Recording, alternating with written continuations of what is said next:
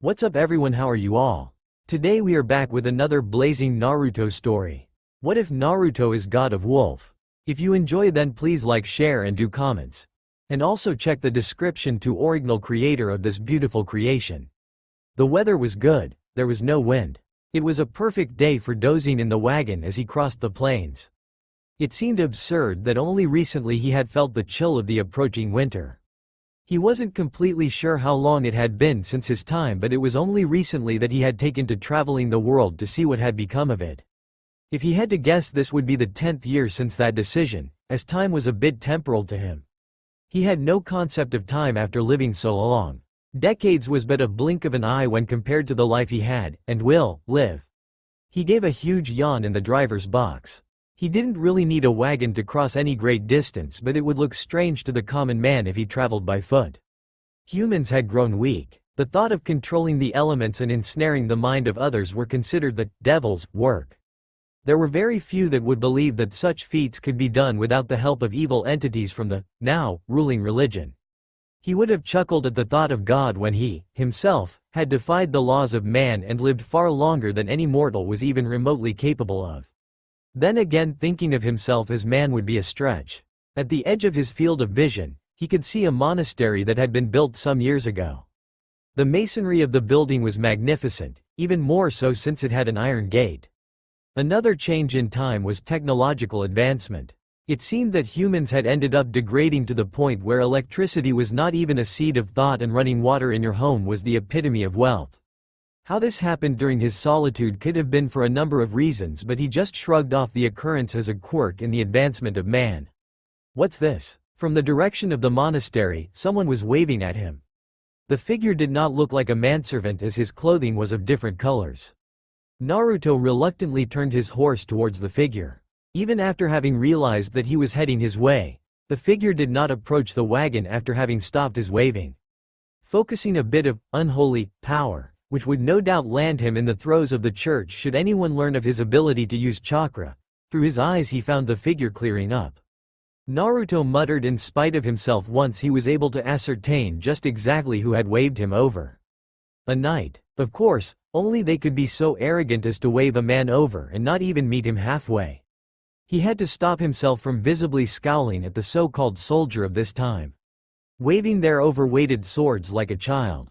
Most were a disgrace to the true practitioner of the sword from his time.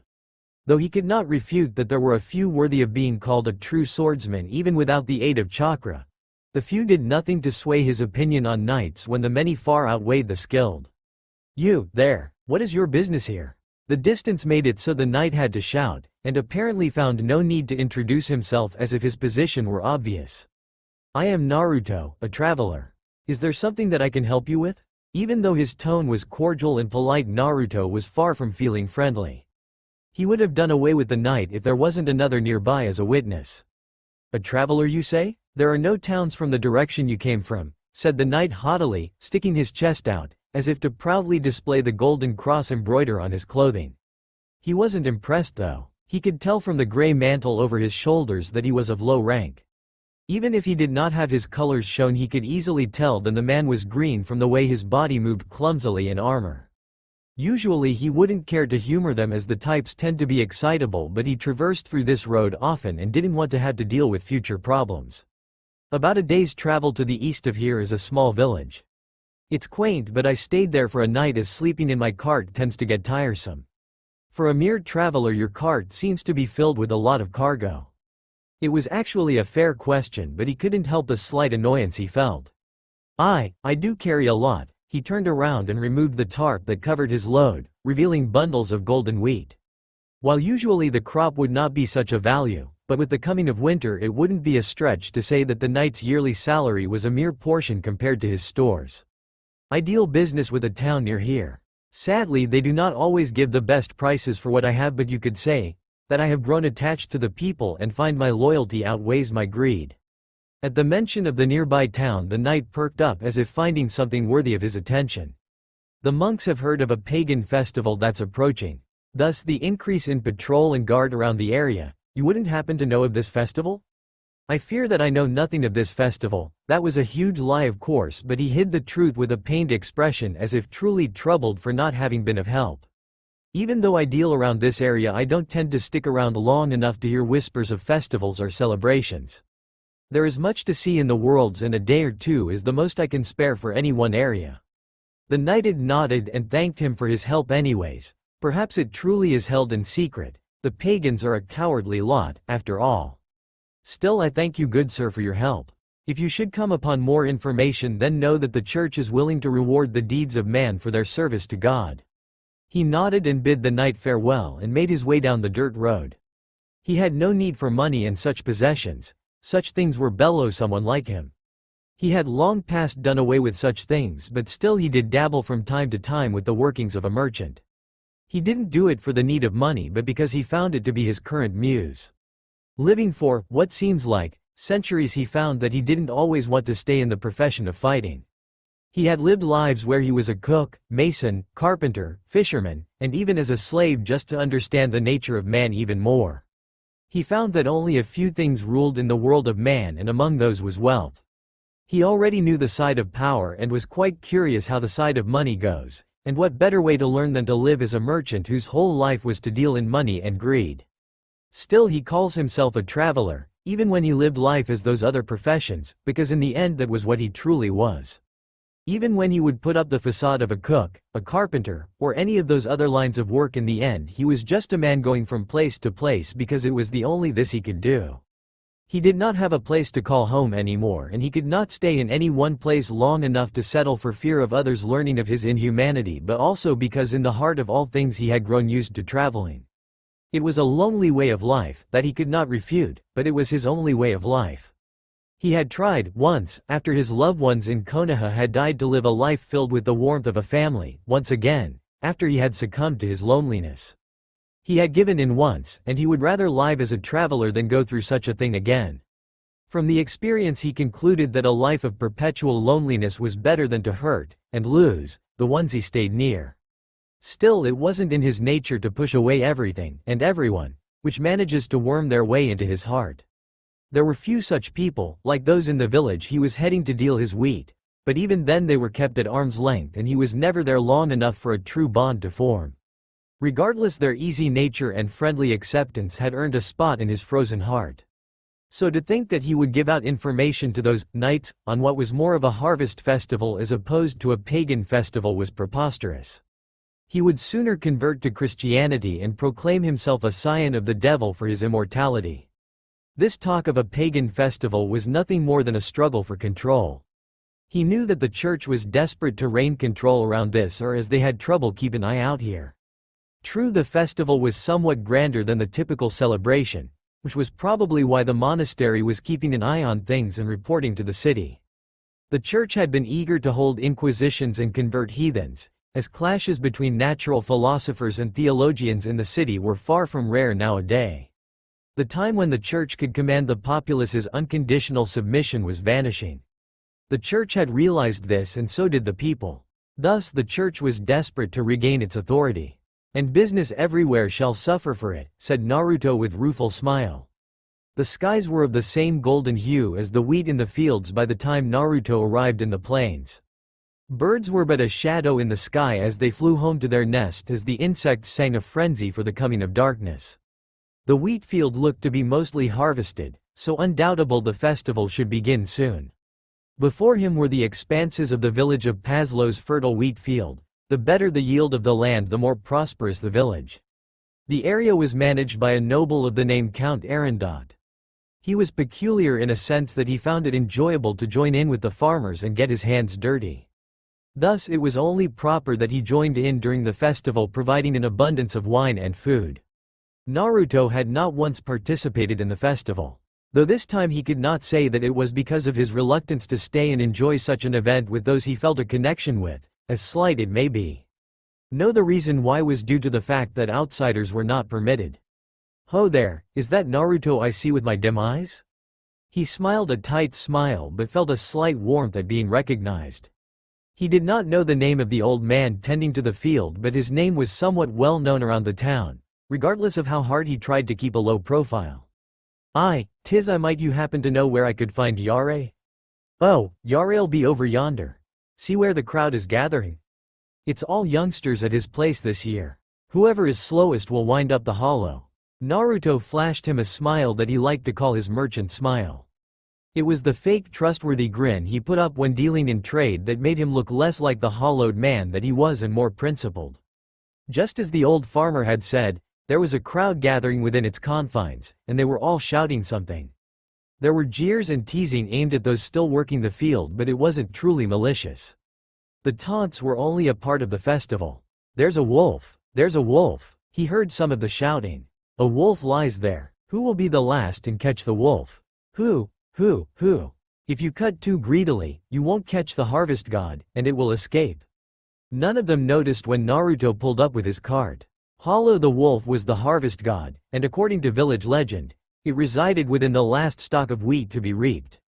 Whoever cut the last stalk down would be possessed by the wolf, or so it was said. Who will catch the wolf? The crowd continued to chant. Who? It's Yare, it's Yare. The shouting men suddenly gave chase to Yare. The god of bountiful harvest, once cornered, would possess a human and try to escape. Capture it and it would remain for a year. Though not many believed the old tale anymore, the villagers still repeated it each year as it was tradition. Naruto didn't bat an eyelash at the tradition that true believers of faith or church officials would have found outrageous. He didn't believe anything when he defied the laws of nature with his very existence. Still, the fact that Yare was to be this year's hollow was an inconvenient. He would be locked in a granary stocked with treats until the festival was over, about a week, and would be impossible to talk to.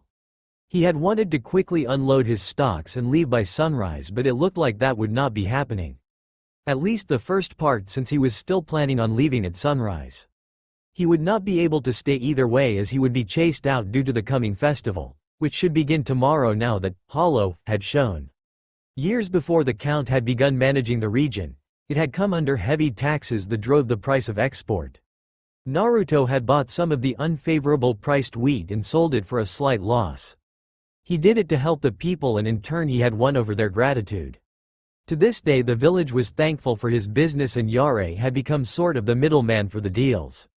It was just bad timing, and even if he felt something for the people here, he would not return until the next year. He could not allow himself to linger for too long. As he passed through the town, he made polite small talk with the various people that called on him in recognition. He politely declined the offers to stay the night, putting the village behind him. Having to return to his lonely travels, Naruto couldn't help but feel a twang of jealousy at the free nature the farmers have. Nibbling on some vegetable he had been given as a souvenir, he took the road west, past the cheerful villagers returning from their day's work. Naruto looked like a young man that was on the edge of teenage years and just about to enter adulthood. If anyone were to guess his age, then they would usually guess between 18 to 20, as his youthful appearance hid the age his eyes showed. He would not be able to tell you his true age, since even he does not know the exact number. Still, his bright blonde hair never grayed and his tanned skin were free of wrinkles regardless of the years he had lived. There was an air of maturity about him, but not many could get past his boyish looks to take him as seriously as you would an adult. Still, that never held him back, as he was above such things. Naruto looked up at the moon and sighed. He realized that such sighs were more frequent now. His thoughts were filled with things pertaining only to the now. He held no hope for the future, and the past was best left alone. He thought of the many places he visited, and as much as he wanted to vehemently deny it, he still longed for the companionship that people took for granted. He would deny, and deny some more, but he knew that the truth was he would break at some point. No human, not even the inhuman, could live in perpetual solitude. That was why he had decided to end his isolation and travel the world. Still, the way he had kept others at arm's length did little to sat his need for companionship. Sighing once again, he pulled back on the reins to stop the beast. His horse stopped at the signal, all too happy to finally receive its long-anticipated rest. He felt bad for the creature for having to run it ragged. If he could travel on foot without suspicion, then he would gladly spare the horse of the tiresome task of lugging around his possession. Giving the rest of the vegetable he received from the villagers to the horse, Naruto took out a bucket from the wagon bed and drew some water from the river and set it before the animal. The creature happily drank the liquid while he too drank his fill from the water he had gotten from the villagers. He would have preferred some alcohol, the stronger the better, but drinking without company was not something he indulged himself in often. That is to say, it's been quite a long time since he had a taste of alcohol, and the craving itself was peculiar. With little to do, he decided to sleep to rid himself of his silly thoughts. He whisked the tarp off the wagon bed to make himself comfortable. Usually he would sleep on the ground or the trees if he could, but with a bed filled with soft wheat was too good of a luxury to pass up. Of course it would lower the quality, as his weight would no doubt crush the sheaf under him, but he cared little. If he made a silver or 5 less than what he would have made if he chose to sleep in a more comfortable spot, then he would make that choice 9 times out of 10. The only reason he didn't shout was due to his discipline and the sheer absurdity of the sight. Apparently, he had a guest. He actually had to rub his eyes and pinch himself to make sure that he wasn't caught in some genjutsu, but the idea was quickly out of his mind when he was reminded of the fact that he was the last of his people. A beautiful girl was sleeping soundly on the bed of wheat he had planned on slumbering upon. She looked so peaceful and content that he almost wanted to just let her lay there. Hey, nonetheless he still inquired to wake her. It wouldn't be good if she was some village runaway that had somehow managed to sneak into his cart. Still, he would give her respect for being able to enter the wagon without his knowledge. "Wake up, Herm," came the girl's defenseless response, her eyes still closed, her voice so sweet it could make a lonely man lightheaded. It was alluring, the girl herself was alluring, despite her obvious youth. Nestled in between straws of wheat and illuminated by the bright moonlight, he found himself entranced by her. "Hey, you there, what are you doing, sleeping in someone's cart?" Regardless, a pretty face was nothing new to him. Despite the fact that it had been many of years since he had been in the company of a woman as beautiful as the one before him, it was not enough to distract him from his main objective. The girl did not awaken. Naruto reached out and shook her shoulders, and to his slight shock found skin. Now he wasn't surprised at skin contact, but the fact that her shoulders were not covered. In the old days during his ninja years, provocative clothing was nothing new, yet in this age a woman showing her shoulders would be considered a prostitute. He didn't take the girl to be such a woman, but then again he did not know her and could be wrong. The shaking seemed to have done the trick as the girl slowly awakened before him. Her body rose from the bed entirely naked and unspeakably beautiful. Her hair, illuminated by the moonlight in the wagon, looked as soft as silk and fell over her shoulders like the finest cloak. The strands that fell down her neck to her collarbone drew a line so beautiful it put the finest paintings to shame. Exposed now in the middle of her body were 2 small S, so beautiful they gave the impression of being carved from some inorganic material. She gave off a strangely vital scent, as if housed within her arresting charm was warmth. While her beauty was the first thing that drew his eyes, it was the appearance of 2 soft mounds placed upon her head. The same colors as her warm auburn hair were 2 furry ears with white frosted tips. Now he would be the first to admit that he was anything but normal, but the sight of animal ears on a beautiful young girl was something he had never seen before. His eyes caught hers and felt himself entranced by those wine-red orbs. The girl slowly opened her mouth and broke their gaze and looked skyward. Closing her eyes, she howled. Avu! He felt the sound blow through his body like the wind. The howl was like that of a wolf calling its comrades to chase and corner its prey. This was nothing like the playful howls of the villagers pretending to be beasts. She dropped her head and let the howl fade away. Drawing her chin up and smiling lightly, Naruto felt like a spell had broken when she spoke. HMPH, 'tis a good moon. Have you no wine? He wasn't sure if it was a wolf or if it was a girl, but still she was beautiful. I have none, he said in a slow drawl as if considering what to say. What are you? What, so you have no wine? Food, then? Said the girl, completely ignoring his question. Her nose twitched slightly as if catching a scent before diving into the pile of wheat with her butt straight up. A tail, of course, since she had the ears of a beast he should have expected a tail to come with it. How silly of him not even anticipate it. The fluffy tail swished to and fro as she dug into the pile. At once it straightened and the girl returned from underneath the wheat with a bag of jerky he had hidden within. As she chewed on the smoked meat, he did not fail to notice the 2 sharp fangs behind the girl's lips. So what are you, maybe a demon? The girl stared owlishly at him with a piece of jerky hanging from her mouth. A moment passed before she started laughing at him heartily. Ah ha ha ha ha. Me, a demon? He thought it was a fair assessment considering the circumstance, but he couldn't help but feel a little sheepish at her reaction.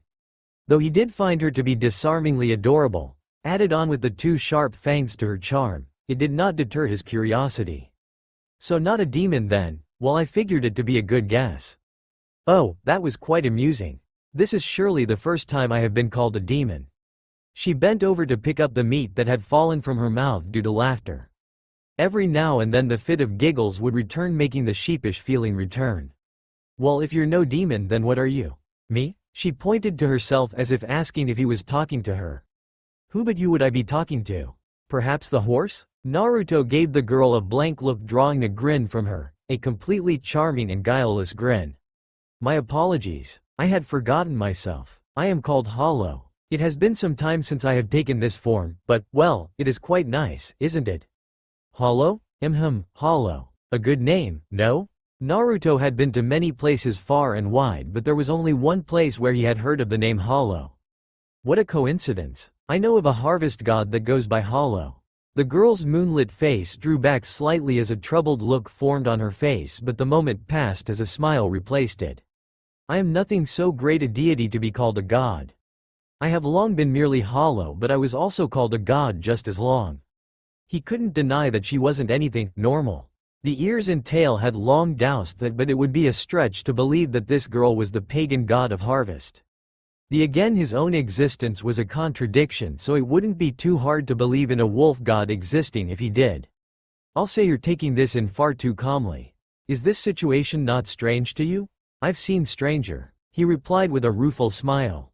The ears on her head twitched as a pensive look crossed her face. You do not lie. I find that to be even stranger. You could tell? Of course, she replied with a hint of pride in her tone. These ears of mine are quite handy when ascertaining the truthfulness of a man's words. They're not there merely to enhance my already beautiful features, you know. He couldn't help himself but find the pride she had for herself to be quite amusing, if not adorable. Yes, I suppose they are more than what they seem. As are you, she said, her eyes narrowing a bit. I would think only a young child, still full of wonder, would be the only ones unafraid of me. You're not a threat to me, he said with a shrug. You haven't done anything wrong, so there is no reason for me to be afraid of you. 'Tis true, she said, looking slightly put out. Still, I find it slightly bothersome that you find me to be of no threat to you. Why, I am Hollow, the wise wolf of Yoitsu. She tried to pose an imposing figure with her hands at her hips, but without clothing she looked as regal as any naked girl. Suddenly she sneezed, shattering any thought of any imperialistic image. While I do not mind taking human form, it is unavoidably cold. Not enough fur, said Hollow, laughing and hiding herself in the pile of wheat once again to stave off the chill. Naruto did not find the action quite as amusing though. He found her existence to be quite intriguing, but he did not like the fact that she had smuggled herself in his cart. Please refrain from doing that, as it will damage the wheat. Also, please return to your home at once, as I would prefer not to have a stowaway lounging around my wagon. The girl stopped her rolling on the bed and gazed out into the distance.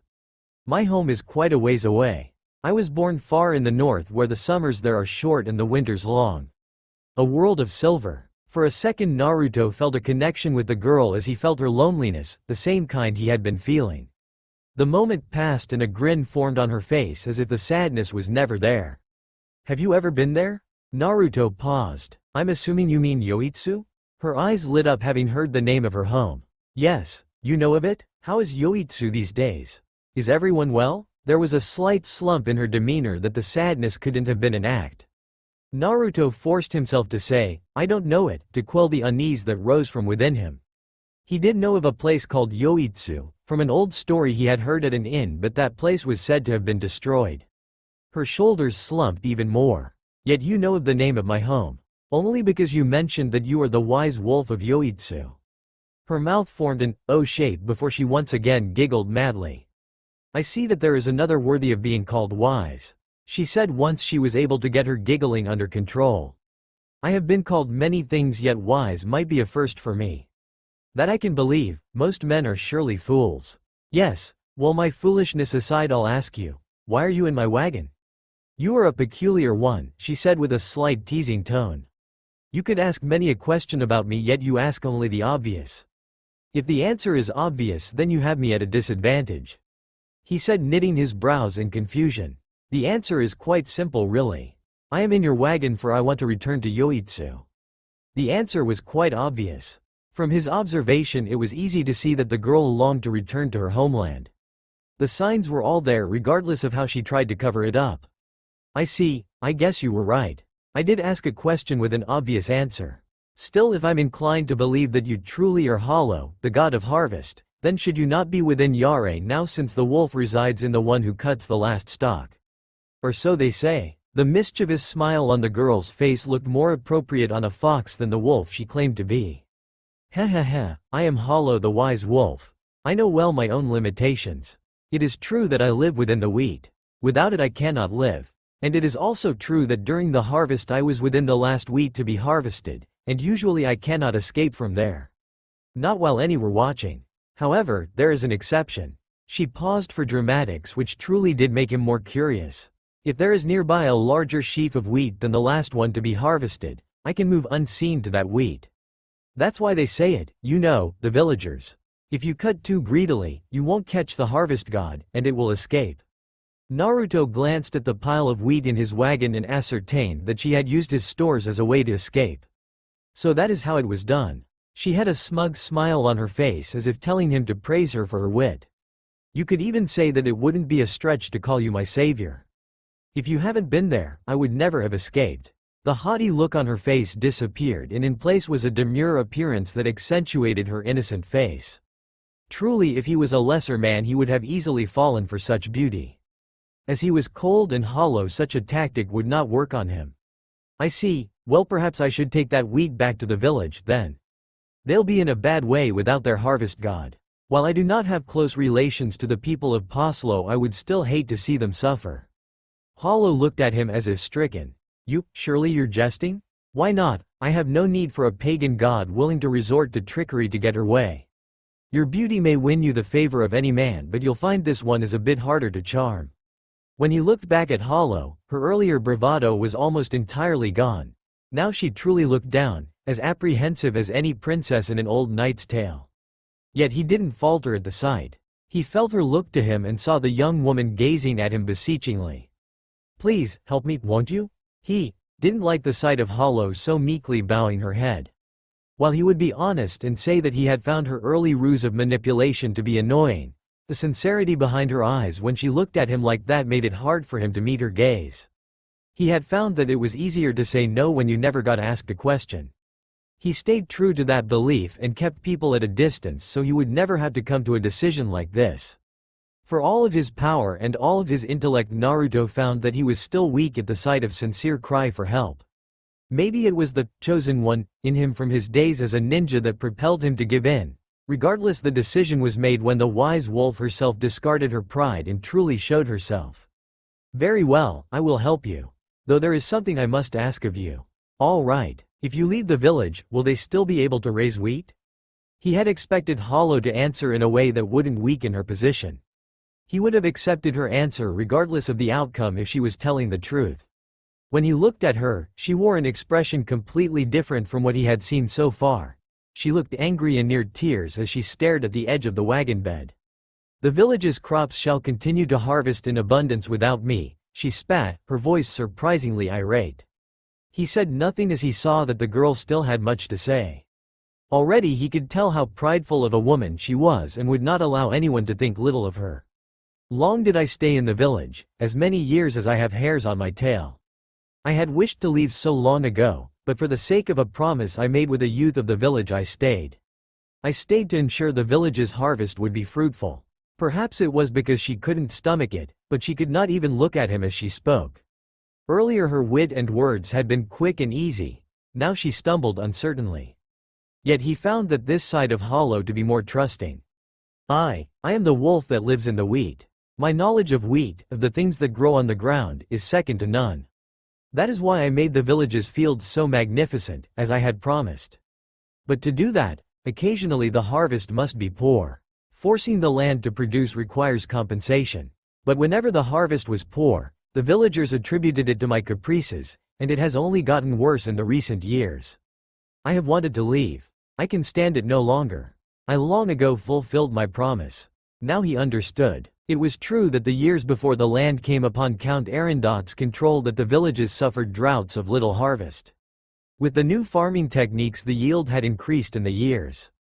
Hollow thus felt her presence was no longer necessary. If the people were starting to think the God of Christianity could not be real, then a pagan god such as Hollow would no doubt be painted with the same brush. The village's good harvest will continue. There will be a poor yield every few years, but that will be of their own doing. They will overcome it on their own. The land does not need me, and the people certainly have no need for me either. With her peace done, Hollow sighed deeply and fell over on the pile of wheat yet again. She curled up and pulled the crop over her to cover herself. Her tail curled into her body and her ears folded down as if to hide herself even further. He could tell that she was not crying. Even now she tries to use trickery to make him feel sorry for her, but there was no need. He had already felt a connection with her from her tail and couldn't help but relate. She had no doubt suffered as he has the loneliness of isolation. In any case, there is no need for you to act in such a way. I have already stated that I will help you, and I don't give my word out so freely. The ears on her head twitched as she uncurled herself from her ball and gave him a dry look. You are a hard man to read. And I plan to stay unreadable. Still, what will you have me do to help you? Where do you plan to go, having left the village? She did not answer immediately, but Naruto saw her ears prick at his questions, so he waited patiently.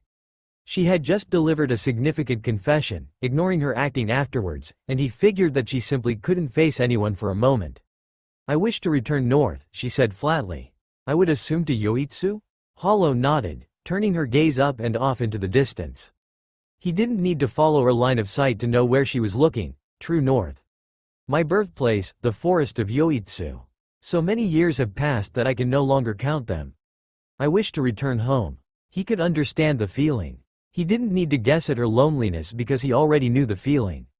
Though I would like to travel a bit, she said with a guilty smile.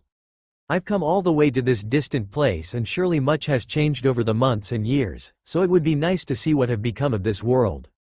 So to ask for your help I only ask of two things. I wish for you to help me return to Yoitsu, and I'd like it if I could travel with you. She regarded him with a friendly smile that suggested that she had seen right through him and knew he would not betray her. She sounded like an old friend asking for a simple favor. You are a merchant, are you not? A traveler, he replied almost instinctively. I dabble, but I am just a traveler. The smile on her face was charming, yet her eyes pierced his as if searching for more. I see, well, traveler, that just makes this partnership all the more accommodating. I have already agreed, so you need not try to convince me further. 'Tis true, Hollow said with a coy smile. So you have asked your question, traveler, so might I ask you one of my own? Naruto tilted his head as a way to say yes. You already know that I am Hollow the Wise Wolf, yet I still do not know the name of the one that I shall be accompanying during our travels. He paused and found that he had indeed never introduced himself. Then again, he was never really planning to give out his name in the first place. Though with the change in plans he figured it would only be prudent to give out his name. My name is Naruto. Naruto Uzumaki. Naruto rose early the next morning. He was used to waking up early and never really found the need to change the habit. However, when he woke he was surprised to see that Hollow was awake and was next to him rummaging through something. He raised his head and looked over his shoulder to find that the girl had been looking for clothing among his things and was just now tying her shoes. You should ask before taking things that aren't yours, you know. Turning around at his voice, she spread her arms and smiled at him without a hint of shame for the theft. Oh, you're awake. What do you think of this? Do you think it looks good on me? Far from chastised, she actually looked proud. It would seem that the real Hollow, the one he'd have to contend with from here on out, was this impudent, prancing thing. He could only sigh at what he had gotten himself into. Coincidentally, the clothes she wore were one of the best outfits he owned. Though he had never worn them, preferring his more comfortable attire, they were still reserved for when he would need to make deals with rich traders and the like.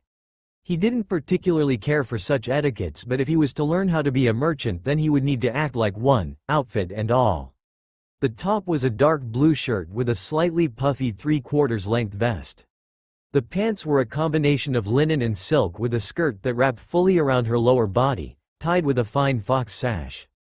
The boots themselves were of even higher quality, made of tanned leather and triple-layered, good for even in the snowy mountains. Over all this she wore a bearskin greatcoat. This outfit had cost him a good amount of silver, and now Hollow wore those garments. Despite that, he couldn't find it in him to be too angry with her. All the clothes were clearly a few sizes too big for her, yet it only made it look more charming on her. He never wore them anyways, so in the end he decided it wasn't worth the fuss. The greatcoat is black. My brown hair looks lovely against it, Though these trousers do get in the way of my tail, could I put a hole in them? While he did not care either ways what she did with them, he still shook his head no. If you were to parade through the city in those, I'm certain that I could sell them for a big profit. Then we can find a set of clothes for you that are more appropriate. You may put as many holes as you want when that happens. She jumped down from the wagon and gave a little twirl. So you think my beauty will entice some poor merchant to think these clothes are of higher quality than they are? The coy smile on her face was teasing and playful. Yet he could not refute the statement, as that was exactly what he thought. For a traveler that denies being a merchant, you sure do think like one. I never denied being a merchant. Merely that I am more a traveler than one. She took off the greatcoat and tossed it in the wagon bed. Evidently the coat, which was made in his height, was too big for her. Tricky. Your words hold hidden meaning. One must look beneath to find more than just what your words offer. He couldn't help but chuckle at her words. A good ninja must look underneath the underneath. She tilted her head in clear curiosity. A ninja, you say? I have never heard of such a term. Still, I find myself learning more. Look underneath the underneath? I quite like that. He just smiled ruefully and gave her his merchant smile. Glancing up above, he took his place to drive the wagon and gave her a look.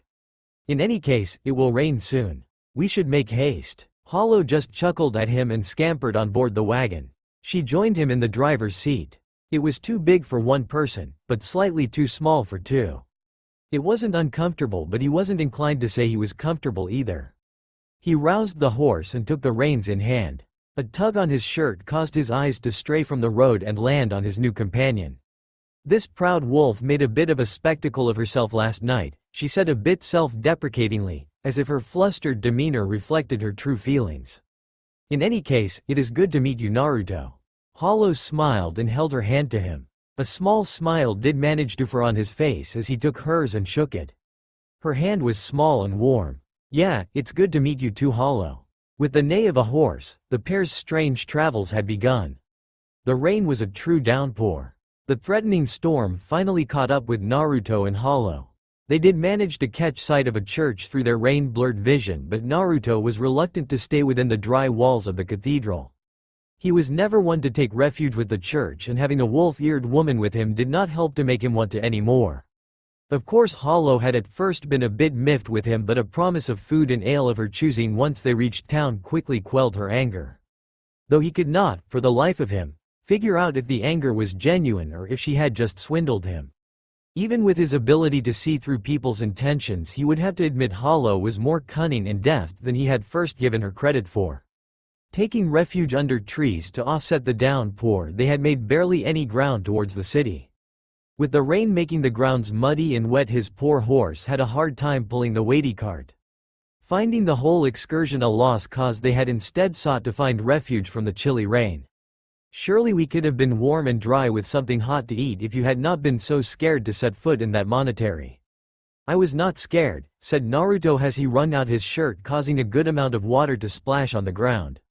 I don't like the church, so I tend to avoid them. Dislike does not equal fear.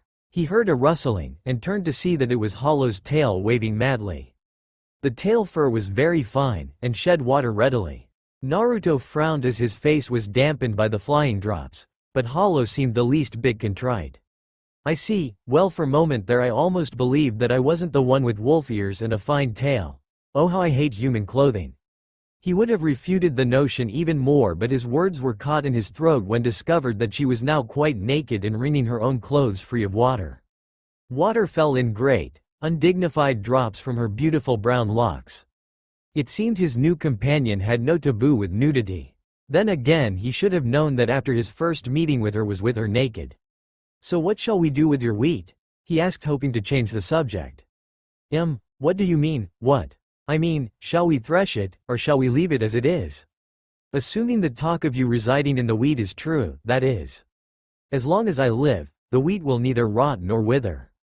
But should it be burned, eaten, or grounded into soil, I will likely disappear.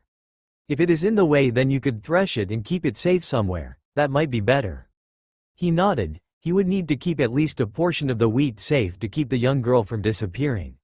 I shall take your advice to heart. Though I do want to sell some of it elsewhere, I will keep some aside so you won't fade away. Will you keep it in a pouch and hang round my neck? She asked, trailing a line down her neckline. It was tantalizing, and he got the feeling that she was doing it more because she still couldn't figure out how to deal with him. I think my own method will prove to be more efficient, he said, not raising to her actions. While he could thresh the wheat and keep it in a pouch, the likelihood of misplacing or losing the bag would be high. Even if he kept it in his person at all times, it would still be possible to lose it. And what will your method entail? She asked with curiosity. An old forgotten method of hiding things. I am certain that we will never lose the wheat that I set aside. That doesn't fully answer my question, she said, actually pouting. I would start to think that there's more to you than just a simple traveler if you act this secretively all the time. He just shrugged his shoulders, unresponsive. There was more to him, but just like he didn't know everything about her, she didn't need to know everything about him. Once they reach Yoitsu, if it still stands, they will part ways, and that would be the end of that. Still, I find myself curious as to why you try so hard to avoid the church. The annoyance at having the conversation turned back to the subject he tried to avoid must have showed on his face, because the girl smiled mischievously and continued. If you will not tell me what you can do, then surely you could at least tell me the why of the things you do. Naruto didn't say anything. He had his reasons for hating the church and its followers. He supposed that his grudge on the religion shouldn't trickle down to its new era of followers, but whenever he saw their worship of the cross, all he could think of was the cold fury of anger. They are not as corrupt as they were in the past, but only because of their dwindling power. Absolute power corrupts absolutely, but just because the power is no longer absolute does not mean the corruption had left as well. No, they were not as bad, but that didn't make them any better in his mind. The church and I do not see eye to eye, he said after a period of time. Their beliefs and narrow-minded views have taken away from me, and I refuse anything to do with them because of that. That was the only thing he would say about the subject, and it seemed like Hollow felt his reluctance to speak more on the matter because she too fell quiet. She had a pensive look on her face, as if trying to find more in the little amount he spoke. He could practically see the wheels turning in her head as she tried to uncover more and more of him, but she will find that the more questions he answered, the more she would have questions. Silently he walked back to his wagon and took out the camping gear he kept safe underneath all his wares. He pulled out a brown sack that contained a myriad of pots and utensils. Finding the proper-sized pot that he was looking for, he gathered some water from the rainfall and quickly began constructing a pit for a fire. Hollow continued to stroke her tail to groom the appendix she was so proud of. Her eyes trailed after his form with an unreadable expression while he tried his best to ignore her gaze on him. He would admit her lack of clothing was a very big distraction, but having a clear task made it somewhat easier to keep his eyes from wandering over to the beautiful girl. He had a few firewoods within his wagon designed for moments like these. He kept them in a little compartment that he made on the bottom of the cart so as not to take up too much space. He kept them there for that reason, and also to make sure that they always stayed dry. He only used these kindles for rainy days since the branches and wood on the ground would be too wet to properly catch. He easily made the pit and set up the wood and put his hands together to go through some hand signs to mold fire chakra, but he paused when he remembered that he wasn't alone. His eyes drifted back to the girl for the first time since he began setting up for camp and caught her eye. She looked curious and was observing him intently when he started to form the first hand sign for the simple jutsu. Playing it off, he just walked back over to the wagon and took out a flint to light the fire. What was that you were doing with your hands? He figured that she would ask about it. She was too perceptive to let an uncharacteristic gesture like that go unnoticed, and her curious nature would not let it go unanswered. Just a habit. I would think it more than a habit. Your eyes flickered to me just as you made. She tried to form the horse sign with her fingers, as she scooted over to be closer to the flames, but she lacked the dexterity to properly make it. Something like this with your fingers, but stopped when you saw me. I was just an old habit of mine that you shouldn't concern yourself with. It wasn't due to you being here. It was clear that she would not get anything from him with such a direct approach. She looked at him impassively before she again spoke. Have you been traveling alone for long? You could say that. He grabbed the pot filled with water and hung it over the flames that he had constructed. So you must not be used to the company of such a lovely woman. I've had my share of lovely women, he said, throwing in some ingredients that he had into the pot. It has been a while, so I cannot say for certain if my eyes see true or if it's due to my lack of interaction with the opposite. She looked slightly affronted at the little jab he sent at her, but it was quickly covered up with an amused grin. Well, fear not, for I know your eyes still see true. Why I would even dare say that your reluctance to let your gaze wander towards me even once while you make camp is because of my state of dress, no? Or perhaps I was just too engrossed in my task that my mind had completely forgotten about you. Then why do you still keep your hardest to keep your eyes on anything but me? If he looked at her now, he would probably see a coy smile on her face if her tone was any indication. She was enjoying this little back and forth they were having. If one takes their eyes away from the food they're preparing, then they better be prepared to eat a meal less than adequate of their skill. Any fine chef knows not to let anything distract them when they are working. His day as a cook had taught him many lessons. One of them was to properly keep attention to what you are doing in the kitchen. One mistimed preparation and your meal could end up tasting worse than gruel. The ingredients were not of fine quality, so proper timing and mixture would be the only thing to enhance the taste and its flavor. Ah, so you admit me to be a distraction. He paused and silently berated himself. He had been so engrossed in his cooking that he had allowed for her to gain the upper hand in their little verbal spar. I never denied that you were a distraction, merely that I didn't want the food to go bad if I let my eyes wander. His eyes swiftly glanced at her, confirming that she was smiling with amusement. Well, regardless of my distracting beauty, I would still have to say whatever it is you are making smells absolutely wonderful. He actually smiled at the comment, even if she had won this round. He was proud of his cooking, and it wasn't every day that he got a compliment for it, since it had been so long since he had last cooked for anyone. Would you like a taste? Her ears perked up and his tail swished back and forth behind her in excitement. I don't know, while the smell is exquisite, I do not know if the taste would match the smell. She had a look like she wasn't interested in giving the stew a taste, but her animal ears and tail told a different story. Well, if you're so reluctant, I guess I shouldn't push you on it.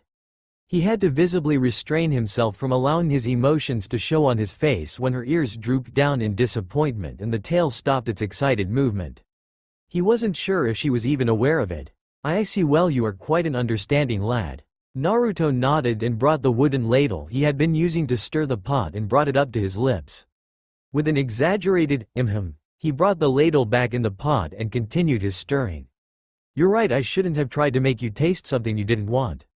It might not be to your liking, so I'll be sure to keep that in mind from now on. Her ears continued to droop like those of a sad puppy, making her look absolutely adorable.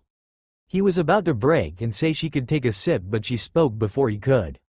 Well, if you continue to insist on it, then I wouldn't mind giving you my opinion on your creation. She bit her lip with her fangs, making her full use of her innocent looks, and Naruto found it hard to come up with anything to say. Instead, he just offered up the ladle to her and brought the utensil up to her mouth. She blew on it a few times before tasting the stew. Her eyes widened and the flopped ears on her head roused from its depression and sprang up. A look of absolute bliss formed on her face as her tail once again excitedly swished back and forth. Forget courtesy. If you need anyone to sample your cooking at any time, then you better allow me the honors of getting first taste. Naruto chuckled at her excitement. She may act sly and guarded sometimes, but the moments she allowed herself to truly show was something he could not deny liking. He felt just as weary and guarded as she was, since they were but strangers, regardless of their circumstance. Still, he found this side of Hollow much easier to trust and maybe even closer to. I'll be sure to keep that in mind then. Be sure that you do. He smiled and continued to make the last preparations for the stew while silently patting himself in the back in his mind. He may have lost the first battle with her, but he could safely say that he had completely won in the end. The river Slod meanders slowly across the plains. It is said to trace the path left behind by a giant snake that slithers from the mountains to the west through the plains to the eastern sea, and its wide, slow path is an essential transportation route for the region. Pazio is a larger port town situated near the midpoint of the river. Not far upstream lay large fields of wheat. Even farther are thickly forested mountains. Logs are floated downstream year-round. Barges carrying wheat or corn, depending on the season, navigate up and down the river. That alone would be enough to ensure the town's prosperity, but because there are no bridges across Slod, its ferries make it a natural gathering place. The rain had not cleared until late night, forcing them to keep camp and continue on the next morning. It was past afternoon, but not yet dusk, that Naruto and Hollow arrived, during the busiest time of the day. Pazio's trade had grown since the town recovered its autonomy from the monarchy. Now merchants and aristocrats ruled it. Consequently, there were heavy tariffs levied on goods entering the town, but there were no immigration checks or demand for identification. Had it been a castle town, the opposite would be true, and Hollow's non-human status a problem. "Have they no king here?" was Hollow's first utterance upon arriving in the city. "Is this your first time coming to a city of this size? Times surely change. In my day, a city of this size would have been ruled by a king. I suppose this is a sign of the times, then, much has changed." There was a melancholy to her words that made him think that she wasn't just speaking about things in her perspective. He had the distinct feeling that she was worried about her home of Yoitsu. He didn't know what came over him, but he placed a hand on her head in comforting gesture. "I suppose things have changed, but change is only natural. You cannot say that you are the same person from years back. Can you?" Hollow shook her head wordlessly. It was a somewhat childish gesture, but it matched her young appearance. Change is necessary, but change is not an ending. It's merely the beginning of something new. As someone that could understand her pain, he could feel slightly happy knowing he could raise her spirits with his words. Still, he felt slightly guilty for what he said, even if he said it with good intentions. He remembered the tale of Yoitsu and its destruction, so saying such a thing would no doubt raise her morale but could also be a lie. Hollow nodded, her face emerging slightly from underneath the cloak. There was a small smile on her face and slight tint of red on her cheeks, feeling a little embarrassed. "'Twould be a disgrace to the name Wise Wolf to be comforted by you, though." The smile turned slightly mischievous, but he paid it no mind. Her eyes wandered the sights once again, but it trailed back to him in a sidelong glance that could have been interpreted as gratitude. She leaned out of the cart and scanned the merchant stalls they passed, looking every bit the country bumpkin on her first visit to the town. "This isn't a festival, is it? If this were a church celebration day, the streets would be so crowded we couldn't pass through them. Today, though, there is still space. And I would not be here if it were." He said the last bit under his breath, but he was sure that Hollow had heard him with her enhanced hearing. "Oh, difficult to imagine that," she said with a smile, ignoring his last comment as she looked around the stalls happily. Naruto couldn't help smiling at Hollow now. She'd cheered up completely and was excitedly looking at the delicious fruits they passed with a childish glee. She had her moments when she showed her old age, but he thought that this childish side of her suited her more. Not just because her appearance was that of a young woman, but because he thought that it was just a look that sweet her completely. "There's quite a collection of fruit. Are they all picked nearby?" "It's because Pazio is the gateway to the south. When the season's right, you can even see fruits from regions impossible to visit. There are fruits in the north as well, but they are tough and bitter. To make them sweet, they must be dried and cured. We wolves can't do such work. We have to take it from the villages if we want to taste." He honestly didn't expect wolves to have such a sweet tooth. Birds, horses, or sheeps maybe, but a wolf and lichen for sweets wasn't something he expected. Then again, he did have a toad that demanded candy from him whenever summoned, so he shouldn't have been too surprised. "I would think wolves would prefer something else other than sweets, spicy things maybe? We don't like spicy food. Once we found red fang-shaped fruits among the cargo of a shipwreck. We ate it and regretted it out loud and long. Hot peppers? We dunked our heads in the river and decided humans were terrifying indeed," she said with a chuckle, enjoying the memory as she gazed at the stalls. After time, her smile faded, then finally reappearing as she sighed. He knew all too well the pleasure of nostalgia is never without its companion, loneliness. Naruto was trying to decide what he should say when Hollow seemed to perk up. "If it's a red fruit we're talking about, I'd rather have those," she said, tugging on his clothing and pointing out a stall. Beyond the stream of people and wagons, there was a stall with a generous pile of apples.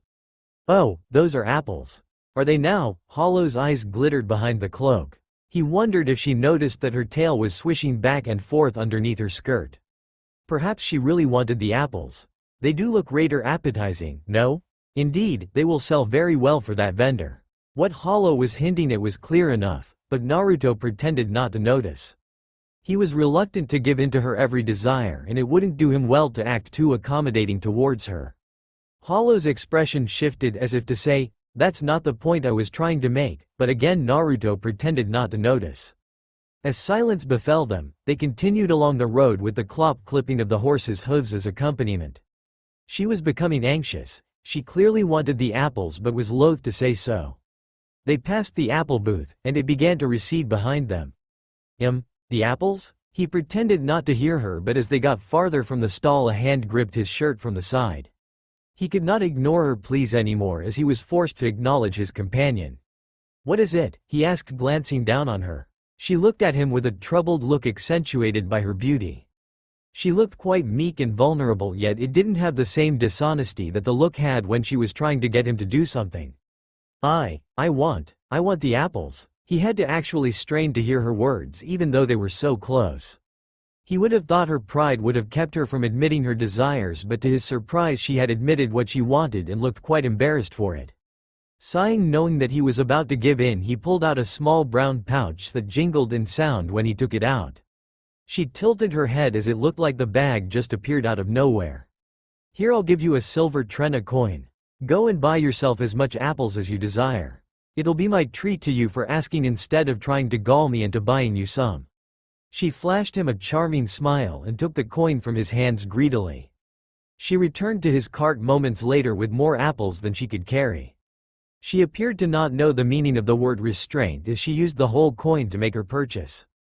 Her face and hands were sticky with juice, well into her fourth apple, when she once again spoke to him. "Earlier, you pretended like you didn't notice." "I did, but I had no way of knowing if my observation was correct." She munched down on the apple with a loud snap. They both knew that, while what he said was true, it was also a bit of a white lie since it was obvious enough to dissertate what she wanted. "So you would have just kept on going unless I told you for myself?" "Yes, if you don't tell me for yourself honestly, then there would be no reason for me to buy you the apples." "You know," she said, licking the juice from her hand. Her pink tongue traced her fingers in a way that he didn't know if she knew that such an action would be found exceptionally erotic by any man. Most men would foolishly throw money at a beautiful woman's object of desire if they knew what it was. "And here you are, knowing full well that I was yearning for the fruit, yet you tell me that you would have just let the opportunity pass you by unless I had been honest with you." "That is correct. I have no desire to win your affection. We are bound by my promise to help you reach your home, and I intend to see that through."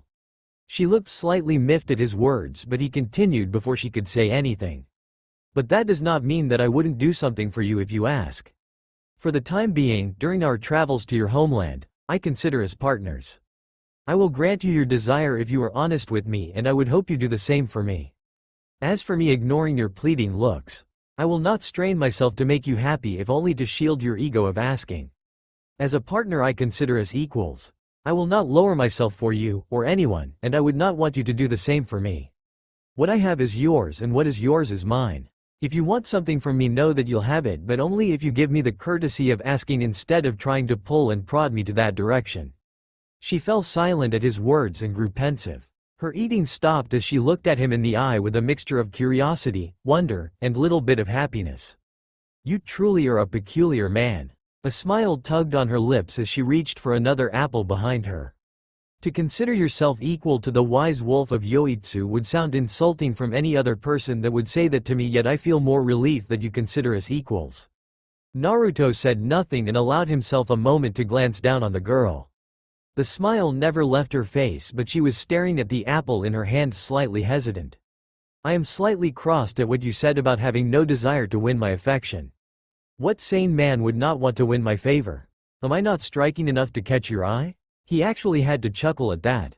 He could tell she was joking, but he got the feeling there was some slight truth in her words. "Still, I will admit to have judged you wrong. You are not a man that I can twist with my words and appearance. You hold the same pride as I do, and perhaps the same strength. It does not happen often, but when it does, this wise wolf is willing to admit to it. I was wrong." A smile wormed its way on his face. He couldn't help it. As much as he wanted to suppress the feeling, he could not deny it completely. Here, she said, offering the apple in her hand. As my equal, what is mine is yours, right?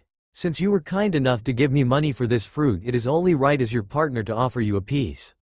Now it was his turn to hesitate. The offering, he could tell, was a bit more than a simple exchange. It was a sign that she was willing to put her trust in him, and it meant the bonds between them would only deepen. It would be a big step for him, but he could tell that it took as much courage for her to give the offer. Hesitantly he took the apple from her hand. Thank you. Apples truly are the fruit of temptation, Hollow said with a content sigh. Her belly bulged slightly from the amount of fruit she had eaten as she lounged around on the bed of their room. She had eaten a whole silver trena's worth of apples, so he wasn't surprised to see the tiredness, that came after a big meal, appear. The one apple she had offered him seemed to have been the only one she was willing to give him, but that was okay since he did not want any more. That one apple was a load in itself. Shouldn't a wise wolf be able to conquer temptation? While one may lose much because of avarice, nothing was ever accomplished by abstinence. The sight of Hollow licking her fingers clean of the sweet juices strengthened her argument. If it meant missing such a sight as this, asceticism was the height of folly. Really, he wondered if she knew that her actions could drive a lonely man wild. Choosing to ignore the comment, Naruto strapped on his boots and stood up. I will be at the tavern. All of a sudden the grogginess in Hollow disappeared as she seemed to perk up at his words. The tavern? Will there be drinks and food? He actually had to pause at her sudden change in demeanor and answered slowly. Yes? For some reason he felt a slight urge to shiver when he answered. It was probably just in his mind, but the sudden change in her made him think that his wallet was going to be hurting after the day was over. Then allow me to accompany you. It would be a shame to go without an escort. It'll probably be very boring for you. I'm just going to hear some of the ongoings in the city. If you like, I could just bring you back something, if food and drinks are what you're after. I think I'd rather go with you. I can help with discerning if any news you learn is coming from a truthful source, she said with her ears twitching. Plus I would rather be in your company than to stay in this stuffy room all by my lonesome. She made a fair point. He did have his own way to tell if a person is lying, but with Hollow's ears she would be able to do it in a more subtle manner. Plus he did tell her that he would grant her request if she only asked first. Very well, you can come with me. She gleefully jumped from her bed and tied a handkerchief around her head to cover her ears. She followed him out with a happy look on her face, causing many townspeople to stare at her as they walked by. He could not blame the men for their wandering gaze, though I'm sure lovers and wives would not think the same. She had a captivating beauty to her that seemed to just draw people's attention. If he was not as strong-willed as he was then, there was a large chance that he would have fallen for all of her tricks and be strung around to her every whim. Thankfully he did possess a will stronger than the average man and put a stop to her wire-pulling. Hopefully now that she knows that there was no need to trick him to get him to do what she wanted, then things would be easier for them and will allow him to find the needed information so he can bring her to Yoitsu as quick as possible. The tavern they entered was dinky and stuffy. The place was barely lit, with only a few candles lighting the inside and only the sunlight to help illuminate the rest. Tables were lined up all around the room, filled with gleeful men smiling and drinking. It was the picture-perfect scene of a mid-afternoon bar. He didn't particularly like being in bars because drunk men were never his favorite company. He only ever entered this kind of scene when he wanted information on a particular town. From the bright smile on his companion's face, he would have to guess that she was of the complete opposite. Let us drink ale. We're not here to drink, you know, he said dryly, but his words were left on deaf ears as the young woman dragged him to a table and they were quickly greeted by a barmaid. What can I get you both? Hollow looked at him expectantly, almost begging him with her eyes. He gave a sigh and ordered them a couple cups of wine and some dried fish to chew on. The barmaid flashed him a smile and quickly got their order ready. It only took a few moments for the girl to come back with their drinks and food. Hollow looked at the mug before her and quickly chugged almost half the contents within. She placed the mug back on the table with a heavy thunk and gave a sigh of content. She would break any poor man's fantasy if they were to see her like this. "'Tis wine is quite bland, but it has been so long since I've had alcohol that even the watered-down taste is heavenly on my tongue." Naruto sipped his wine with a little bit less enthusiasm, but he did agree with her. It had been a long time since he had drank any form of alcohol, and like a babe that craved his mother's milk, the wine was like a long-forgotten friend that he happily greeted. This dried fish is quite good as well. I would not have thought that such a simple combination of wine and fish would be so good. Naruto just smiled at her and felt content. Hollow's enthusiasm was more than contagious and he found himself smiling and joking around with her more. He would blame it on the wine, but really it was because of the company. He found himself caught up in her pace and completely forgot that he came into the tavern for a reason. He was reminded of this when a man approached them. Given his dress and effect, he had deduced that the man was a merchant. His bearded face looked young. He probably hadn't been working on his own for very long. Hehe, I'm quite envious of the company you come with, lad. Naruto's eyes lost the shine it had as if froze and his joyous grin switched to his professional smile. Yes, she is quite something. Hollow hid a smirk from behind her cup but said nothing. So young yet you already managed to sweet talk such a lovely girl to be with you. Thinking that it's traitors like you, who is so young, that I'll be going up against in the future. Why, it's hard not to despair. The man grinned as he spoke, revealing a smile that lacked one front tooth, giving it a certain charm. Perhaps he pulled the tooth on purpose to lend his foolish smile persuasion. As a merchant, it would not be a far guess as he'd use his appearance to best effect. I'm merely a traveler like any other, Naruto said shortly. Beside him, Hollow straightened. The cloth over her head shifted slightly, only he knew that as was her ears pricking. Far from it, lad. There's no need to be modest. I can tell even with your youthful appearance that you are a merchant not to be trifled with. There's no need to call yourself a mere traveler or I would feel very inadequate. Then I rescind my comment, he said, realizing that he'd better not be careless. In the world of money it meant little if you could run faster than the sound barrier or break boulders with your own fist. This was a world where wit and cunning won. Yet I would prefer it if you would not call me lad. It would be ill-fitting if you think me as a lad but praise me so much. Hollow tried to stifle a laugh but the merchant still noticed. He just smiled tightly and ignored the girl. Yes, forgive me master, the man said using the respective title of a merchant of higher stature. I meant nothing of it. If anything it's a compliment to be so young yet so successful in not only trade but in passion. The man glanced at Hollow who looked as pristine and noble as her looks would have people assuming. He was obviously drawing up conclusions of his own so Naruto felt no need to correct his assumptions. Yes, well, it's certainly providential that I've met the both of you. Can you spare a moment to hear my tale? Silence descended as he flashed his grin that was one tooth short and moved closer to the pair. While the man, who introduced himself as Jiren, went to fetch them ale, the two companions whispered to each other under low whispers. So you told me that you can tell truth from lies? Oh, more or less. Wiping her hands on the back of her hand in very unladylike manner, Hollow turned her attention back to the plate of dried fish. So, how good at it are you? Well, I know that he did find you impressive, she smirked and held her cheeks in a fake demure manner. Though it was because he found me to be so lovely and in your company. Naruto said nothing but the look on his face made Hollow giggle happily. It's not perfect, though, Hollow said impishly, licking cheese from her fingers. You may believe me or not, as you wish. Before he could answer the young man came back with 3 mugs of ale and some bar snacks that had Hollow salivating. Though she did hide it well but the slight movement from underneath her skirt gave away her excitement.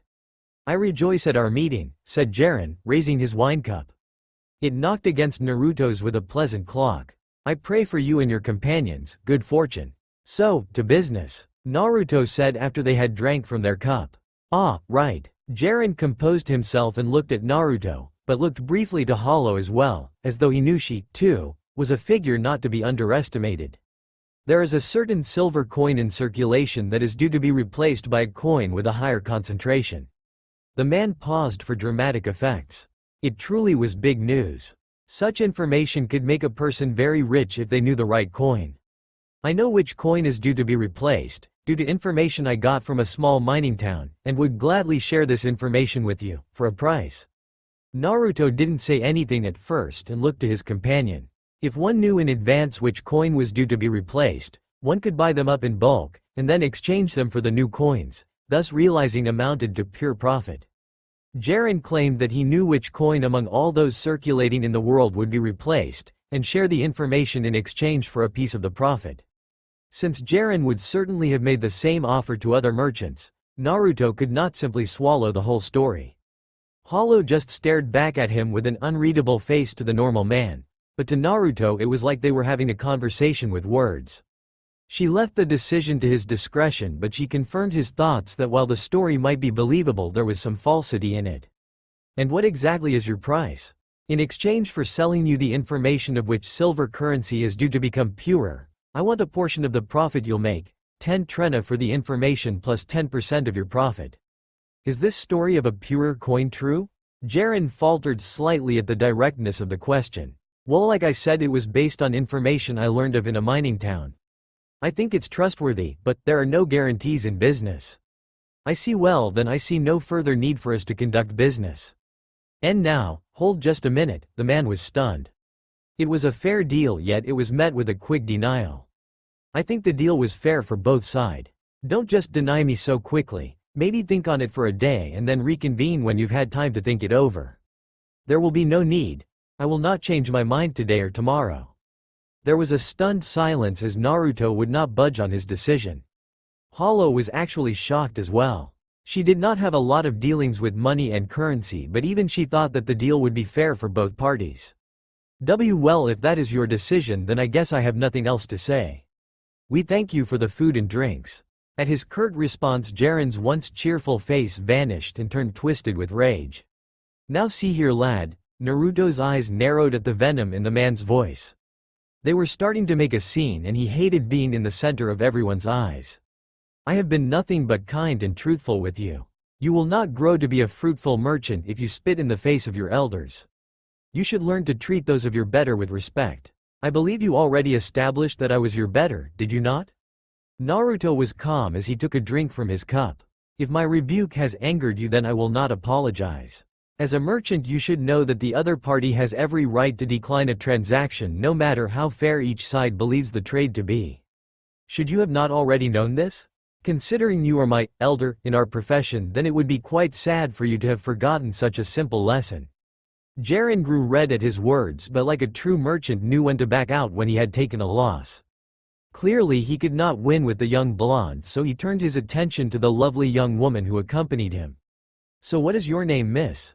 Mine? Yes, if you will allow me to know of the name of such a lovely flower, then I shall whisk you away and show you a life far better than you know.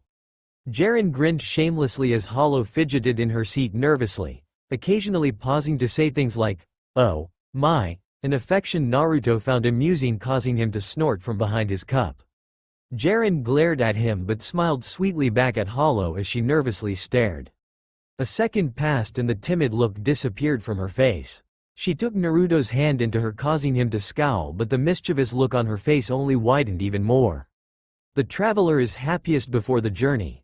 A flower is more beautiful in bloom and a woman when mysterious. To give out my name to another when the one that has plucked this flower would not be proper, thus it is something I cannot do. Gone was the impish look on her face as she started to fidget in her seat once again, occasionally looking at Naruto with a blush on her face and quickly looking away as if embarrassed. It was an elegant way of denying the man, but the implications of her words were not lost to those that had been listening in, causing a mass amount of men to blush. Jiren looked between them with a look of shock on his face. Naruto had a scowl on his face, but that only made her words seem truer in the man's eye. He left in a flash to salvage whatever dignity he had left. Hollow giggled once the man was gone, while Naruto gave her a look that said, "Did you really have to say something like that?" She just shrugged and gave him a coy smile. "Though I do not disagree with your decision, I had to ask. The deal that he suggested was more than fair. Why did you deny him?" "He gave too much information," Naruto said with a knowing look on his face. "He tried to lure me with an interesting piece of information, but he gave me too much that I would have no need for a middleman." "So you have a way of finding out which coin is to rise in value?" "Perhaps. Who do you take me for? But I will not limit my search to an increasing currency but a depreciating one as well. After all, there is still profit to be made with a depleting value as well." Hollow gave him a thoughtful look before chuckling to herself. "You continue to surprise me. At this point I should always expect the unexpected with you, shouldn't I?" Naruto and Hollow had been walking around the market for the better part of the day. It was just around midday, so fresh baked bread was lined up in neat rows. In front of a stall, a maid was buying more bread than she could possibly eat, probably for the midday meal of some craftsman and his apprentice. He could tell already that his companion wanted a taste of the baked goods they were passing. It wasn't a hard connection to make considering he had spent the better part of the day paying for the food that the glutinous deity craved. I want to eat one of those. He had to suppress a sigh from coming out. He had told her that he would allow her the freedom to make requests from him, but he was beginning to think that it would have been better to just allow her to believe that manipulating him was the best way to get what she wanted. At least then he could play ignorant. Now that she knew that he would do as she asks, the proverbial floodgates had pretty much broken. You want some bread? That one there. The one with the honey on it. Hollow indicated to the long thin loaves that were on display. The honey-drizzled bread was a popular snack for those that could afford to indulge themselves and spend a little extra coin for the sweets. He wouldn't say that he was that fond of the overly sweet treat, but he could see how it would appeal to the sweet tooth of his companion. The loaves themselves were standard plain bread hung from eaves. This had become a certain policy for bakers selling the sweet bread, as the generous honey coating poured on top would cascade down the loaves in a tantalizing manner that attracted many customers. You have money from the allowance I've given you, he told her. The bread did look delicious, but he was starting to worry that the girl would end up moaning and groaning by the end of the day from the amount of food she had consumed already. Go ahead and buy some if you want. I do not like that you have so freely given me your money. It didn't look like it from his point of view, though she had made her desires known to him before making a purchase. 'Twould be a shame to the name Wise Wolf if I were to hang on your pocket throughout our travels. No, you have said so yourself, we are equals, and I refuse to bleed you of your money like a leech. I would like to be of more assistance to you. He could understand where she was coming from now. It's easy to see that Hollow is a prideful woman. She would never allow herself to be in debt to any person. Anyone within her presence would have picked up on that trait of hers. You should have at least allowed me to accompany you when you met with that canvas to exchange coins. I would have been able to ascertain which silver coin has dulled or lustered. That was a meeting that Naruto did not want to happen. Wise was a person that he could barely stand. They had met many a seasons ago at one of the local taverns he used to stop by, back when he was just starting out with this new profession. He had frequented the bar they had met in not because of the pretty barmaids that the other patrons seemed to trip themselves over. It was because it was the one place in the whole world that had a dish similar to ramen. Even in the millennia of however long he's lived, the tasty noodles and broth was still his favorite dish. Yet, somehow during the decline of man, ramen had disappeared. No chef that he had learned under knew the dish. He would freely admit that once the realization had sunk in that ramen was no more, that it had left him depressed. It was one of few comforts he had in his long life, but without the true knowledge of how the dish was made he had to settle for poor imitations that didn't compare. It was thanks to blind luck that he had discovered the bland version of the dish served at the bar. It wasn't ramen, but it was as close to the taste and texture he had found so far. It was a few years ago, but to him it might as well have been a few days. Years had become such a short period of time for him that sometimes he forgets that a few years was a long period of time for regular humans. I told you that I did not need your assistance for something like that. I did well enough on my own to learn that it is the Trena coin that is depreciating. She just huffed with crossed arms before looking up at him from underneath her cloak. Could it be that you're just trying to keep me all to yourself? A young woman such as I knows not the wonders of this world. Perhaps you're trying to keep from other men from sinking their claws into me. He just flicked her on the forehead as a response, causing her to yelp softly in pain. Do not treat me like a pup, Hollow said, holding her forehead with her hands and a bit of color on her face. Then don't act like one. She glared at him before turning away. I don't imagine apples and bread are far apart in price. Will you carry the mountain of bread I'll bring back with me? Or shall I ruin some unsuspecting baker's day by asking him for so much change? He actually had to stop for a second to understand what she was talking about, until he realized that a silver coin would be too big of a currency to pay for such a small purchase. He considered just shooing her away and seeing which of the two she would do, but decided instead to replace a coin in her possession with several brown and black copper ones. If he had to guess which of the two she would choose, then he would be the one holding a load of bread instead of the baker weeping at the amount of change he would have to give up for her purchase. Hollow scrutinized the currency exchange as he pointed at the coins she would need to use. After a moment of examining the coins, Hollow turned on her heel and headed for the baker's stall with a slight giddiness that she failed to hide. Naruto let out a sigh that he felt he had been holding in for the better part of the day. As necessary as it was to have the girl follow him around, since he couldn't just lump her into a room and expect her to keep herself from trouble, it was as exhausting an experience as he's ever had. He did enjoy the witty banter that they seemed to always fall into, but having to always be on his toes whenever they spoke made his head hurt. He had to admit that her title of Wise Wolf wasn't just a title. She was fast to pick up on subtle hints and could discern half-truths easily. He had never met an individual so vexing yet charming at the same time. Half the time he had to keep himself from wanting to hit her for her silver tongue, but the other half he couldn't quite put into words. It was gratifying and pleasant, but also a mixture of content and, dare he say, fun. Always with the quick tongue, Naruto said, but in truth he couldn't claim he wasn't enjoying himself. Who has a quick tongue? Naruto craned his head to the side to see who had spoken.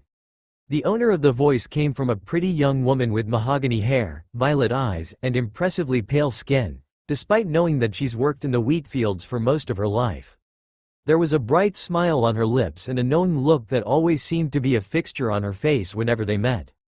"Chloe," he said, trying not to let the surprise show on his face. "What are you doing here?"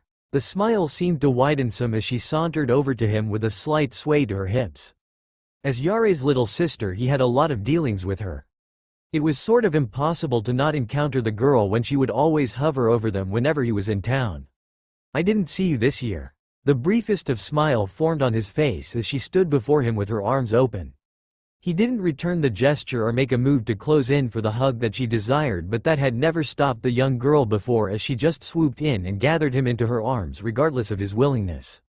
If he was to be truly honest, the real reason that he held such a soft spot for the little village that he visited was due to the girl in front of him. He had tried to keep her at arm's length and never showed her any warmth, but it didn't seem to matter as she still pursued his approval each year. "It's good to see you, Naruto." He allowed himself a smile since she couldn't see his face. She always smelled like the earth and the sun. As a farmer's daughter, she didn't have the luxury of daily cleanliness, but he found that he liked her scent more than if she was showered and perfumed. It was a fragrance that would make most nobles flinch, but to him, it was nice. It was a nostalgic scent that put him at ease, though it never showed on his face. "Were you going to leave and not say a word to me?" She held him away from him and looked him over, as if to compare what she saw in front of her from her memory. "I'm trying very hard not to feel angry at you, but if you have a good reason for not visiting me, then all will be forgiven." "Things came up," was his lame excuse. "As you know, Yare is the Hollow this year and I wouldn't have been allowed in the town anyways. I'm not a part of the village." "You could be, though," she said firmly. "Everyone from the village knows of the things you've done for us. No one would be opposed if you were to permanently stay." "I know," he replied. "As long as you know." She always had the same response and the same knowing smile, as if she always knew his answer before he even spoke. "So tell me," she said with a bright smile, changing the topic. "How has your travels been?" "It's been well," he said. "How were the crops this year?" The smile on her face vanished. "They were great. The village has never been more blessed," though from her tone of voice it didn't sound like she felt the same sentiment. "We had been laboring away each day. Even with winter approaching, the mornings was still tough, and when the chill did settle in, it just posed different hardships.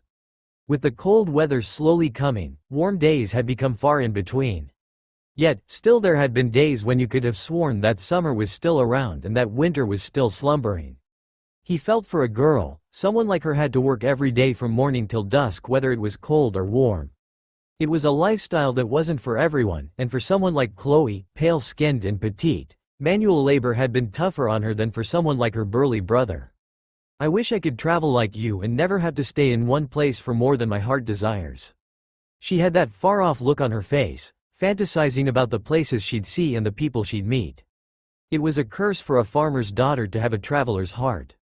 "But someone such as I can only dream." He didn't say anything. There were a number of things he could have said to make her feel better, but he couldn't say any of it. "Soon though," she said, her smile coming back. "Soon I think I'll be able to follow you." "What do? Why? I see that you have managed to ensnare a poor maiden in the time I was away." The sharp tone made him inadvertently shrink. Her words and tone were chilling, making it seem like it had come from an intimidating individual, but the appearance of the girl's honey-smeared cheeks made it seem more like it came from a pouting maiden than a scorned woman. Hollow, holding onto a bag filled with honey-drizzled bread on one hand and the food itself on the other. Hollow looked like a young girl that just got told that she would have to share her favorite toy with someone else. Though her young features made her look less threatening, the sweets smeared on her lips didn't help. He knew enough of her to know that he would need to mind his words in the next few minutes lest he gives more ammunition to her already growing bank of rebuttals. To think that a woman could leave her companion for but a moment and be faced with a scene that would leave her in tears. These kinds of moments are when the urge to hit her was really felt.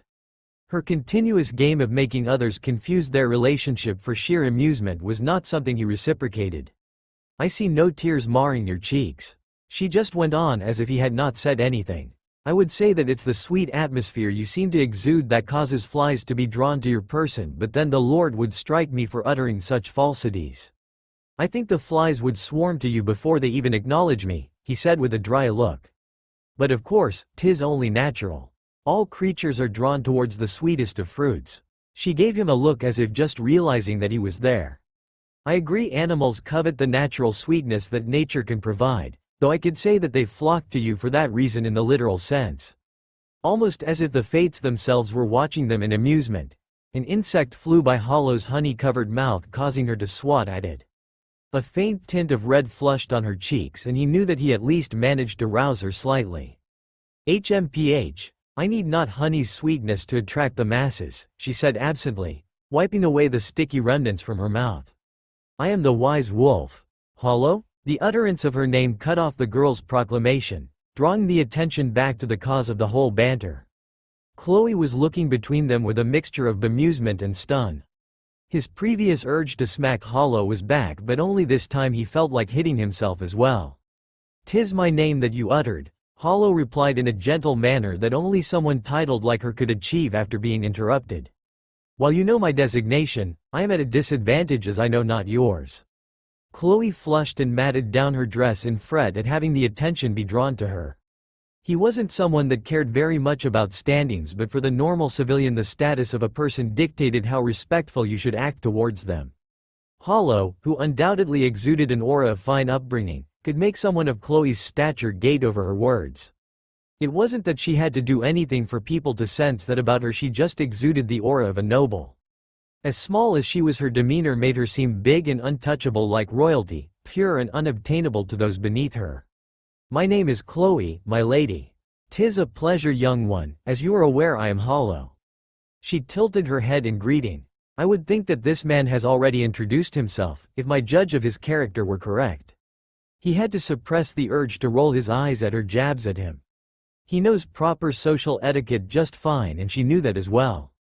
It was just one of her ways of poking at him whenever he said anything to annoy her in their discussions. "I've known Naruto for a very long time, so his introduction happened quite a while ago." "Oh, is that so?" "Yes, he's unsociable, hard to talk to, and tough to get along with, but all those bad features of him had never stopped anyone from my village from approaching him. With all that said, I think you could excuse my curiosity as to how you were acquaintance with him, ma'am." She hastily threw the title in the end as to not seem too presumptuous. "We're traveling together," he said before Hollow could make a comment that would no doubt just give him more headaches. "Through circumstances I am accompanying her through her pilgrimage." Chloe looked between them with a tilted head. It wasn't unusual for a girl of Hollow's age, or what her appearance made her age seem like, to go on a religious pilgrimage. These women are usually referred to as nuns and sisters in association with the church, but most of the time the women on these journeys aren't actually holy maidens of the religion. "'Tis true," Hollow said, surprising him that she would play along that easily. "Naruto has been kind enough to accompany me on my pilgrimage as I traverse the land in hopes of becoming closer with the Lord." Chloe nodded and made the sign of the cross as it was accustomed. It was a believable lie that didn't have very many holes in it, so he wasn't worried about any suspicion that might arouse the girl.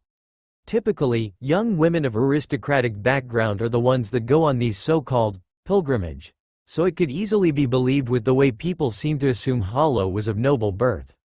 "I see. Well, I pray that your travels go well. I thank you for your kindness, as I believe I will be in need of your prayers." There are many forms of danger for those on the road.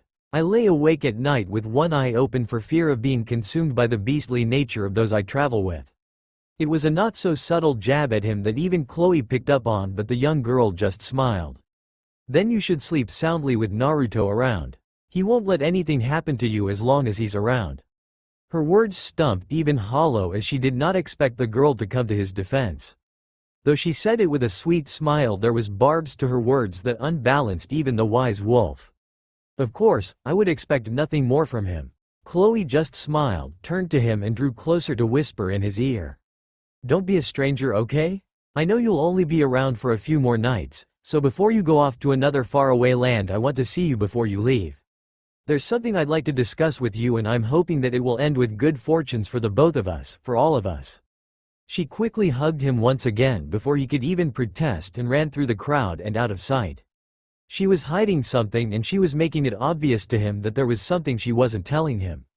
They both knew that he had easily picked up on all her dropped hints during their conversation, but that only made him more curious. She had always boasted that even though he was cold, aloof, and harder to get near than a mother near maternity, that she knew him better than anyone in the village. So it made sense that she was dropping all those hints to grab his attention. She was up to something, and from what he could guess, it's something big. Something that has her excited and wants him to know about.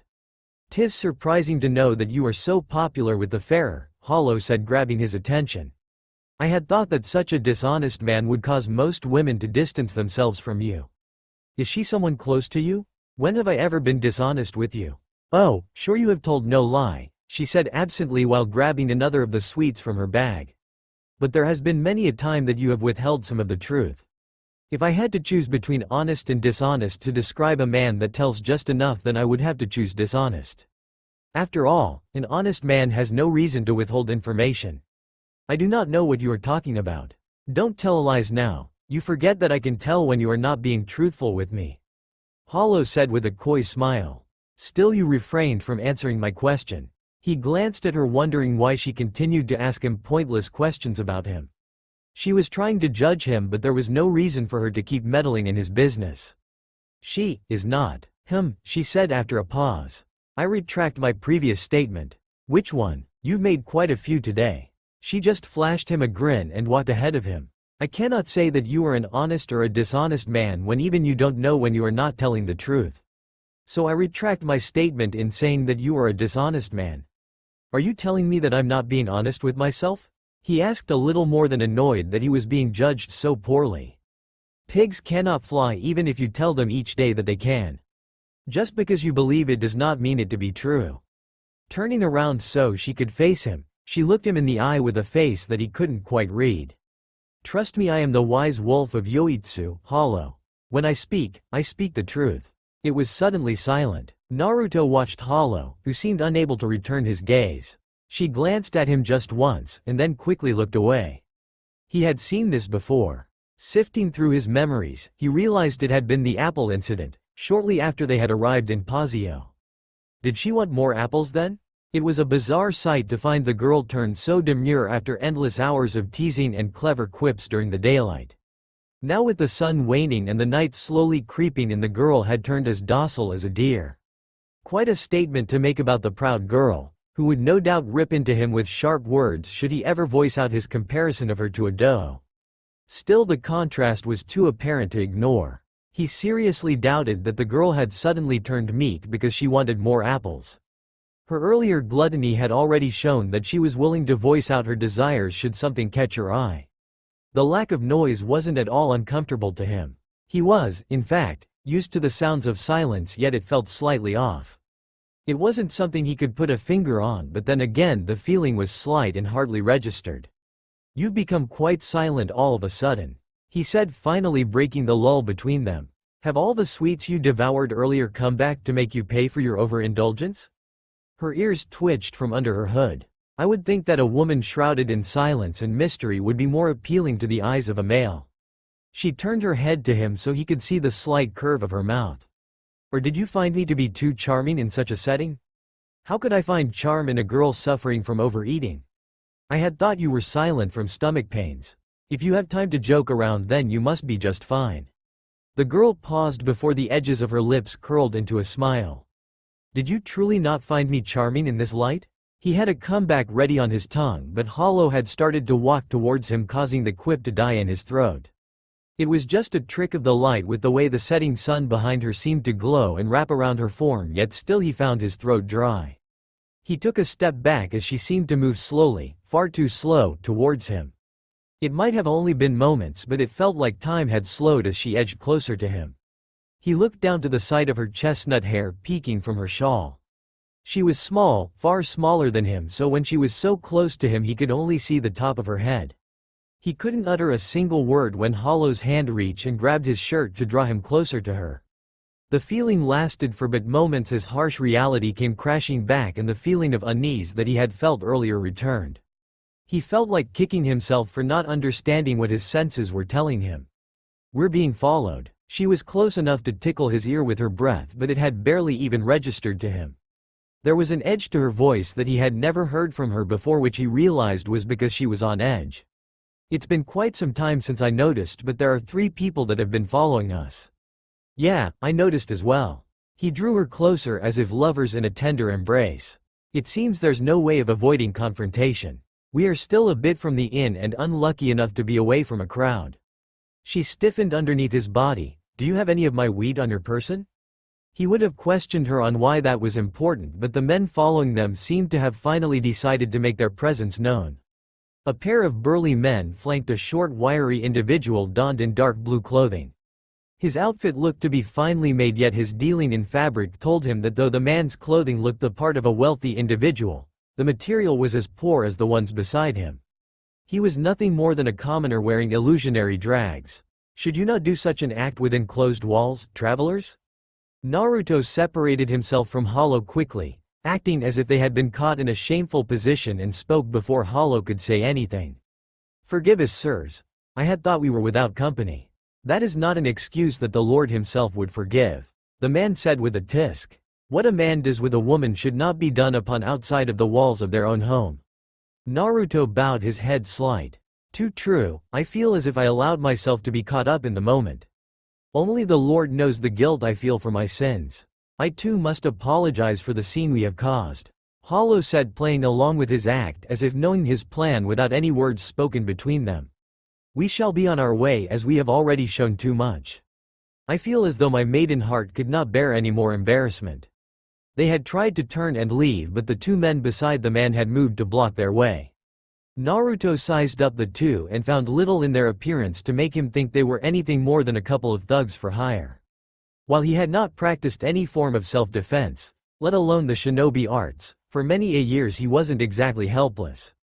His chakra had not dwindled in the slightest, and though he did not possess the strength and speed he once had, he could still be considered the most powerful human being alive. A couple of no-named thugs and their handler were not nearly enough to make him feel any sort of fear. The only problem would be his companion. While she did not seem to be frightened like any normal girl would be in her situation, she didn't look all that composed either. The usual mischievous look on her face was gone, and in place was a cornered wolf that looked ready to act at a moment's notice. "I apologize, but I don't think that we can let you 2 leave." Naruto huddled Hollow closer to him to put himself between her and the men. "I don't quite understand," he said neutrally. "You see, we have a little business with you, companion," the man said, leering at Hollow from behind him. "We found her to be quite an interesting individual. She may cover herself with those silken clothing, but a fine woman such as her could not be hidden under such things." His hand tightened into a fist. He was starting to feel annoyance more than anything for the sudden cliché situation. They had never really been in danger with him around, but he had no desire to stand out in such a populated town. A pair of soft hands wrapped themselves around his own, drawing his attention away from the man. Hollow had grabbed his balled-up fist with a look of concern on her face. She must have mistaken his tension for fright, because she left her spot from behind him and put herself in direct sight of their assailant. "I feel as if we have played the innocent part long enough, Naruto," she said, a slight frostiness in her voice. "It would seem that this thing has sought to escalate this little meeting into something more." "That's quite uncalled for, wench," the man said with gritted teeth. "To call me a thing is beyond insulting." "Oh, is that so? 'Twas but a mistake of mine. I had sought to insult you further, but I feel as if I had not properly conveyed myself to you." She took a few steps until she was face to face with the man and glared down at him. Let me properly express myself now. Leave now, little monkey. The short man balked a little at the intense look on Hollow's eyes, but the presence of the two towering individuals with him quickly gave him the courage to glare right back. You shall rue this day, woman.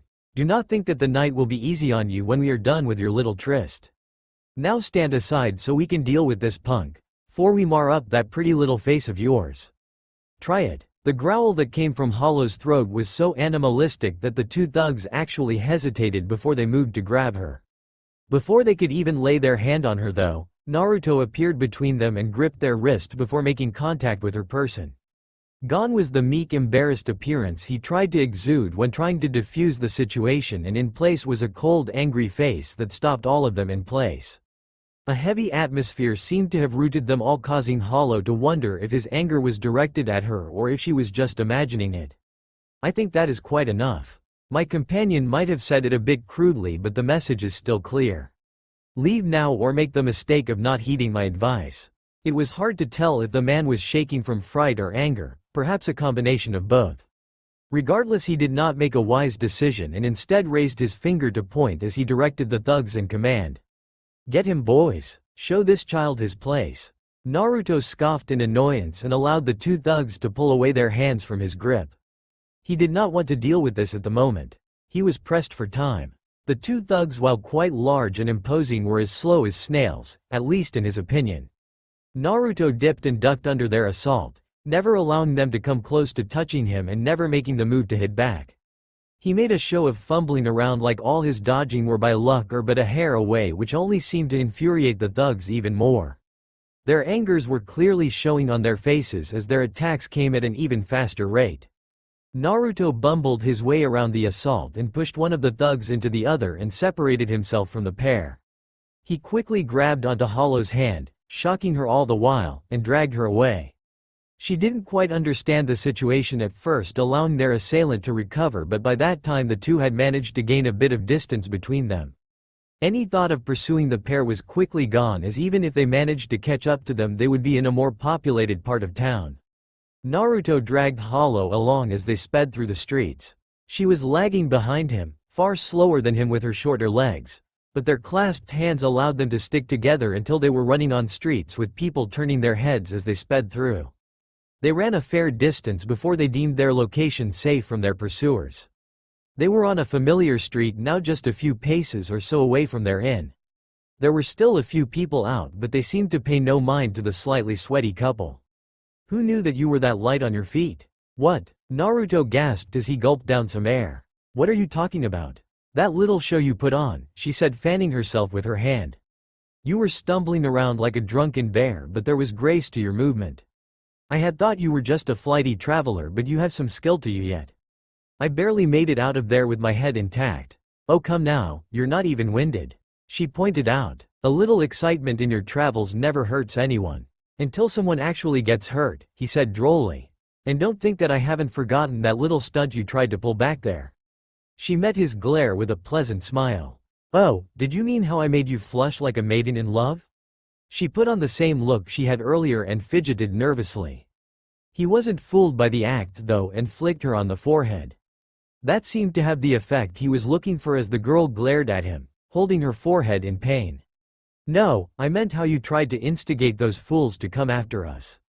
If I had not intervened, then perhaps they would have had a nice wolf pelt to warm their night.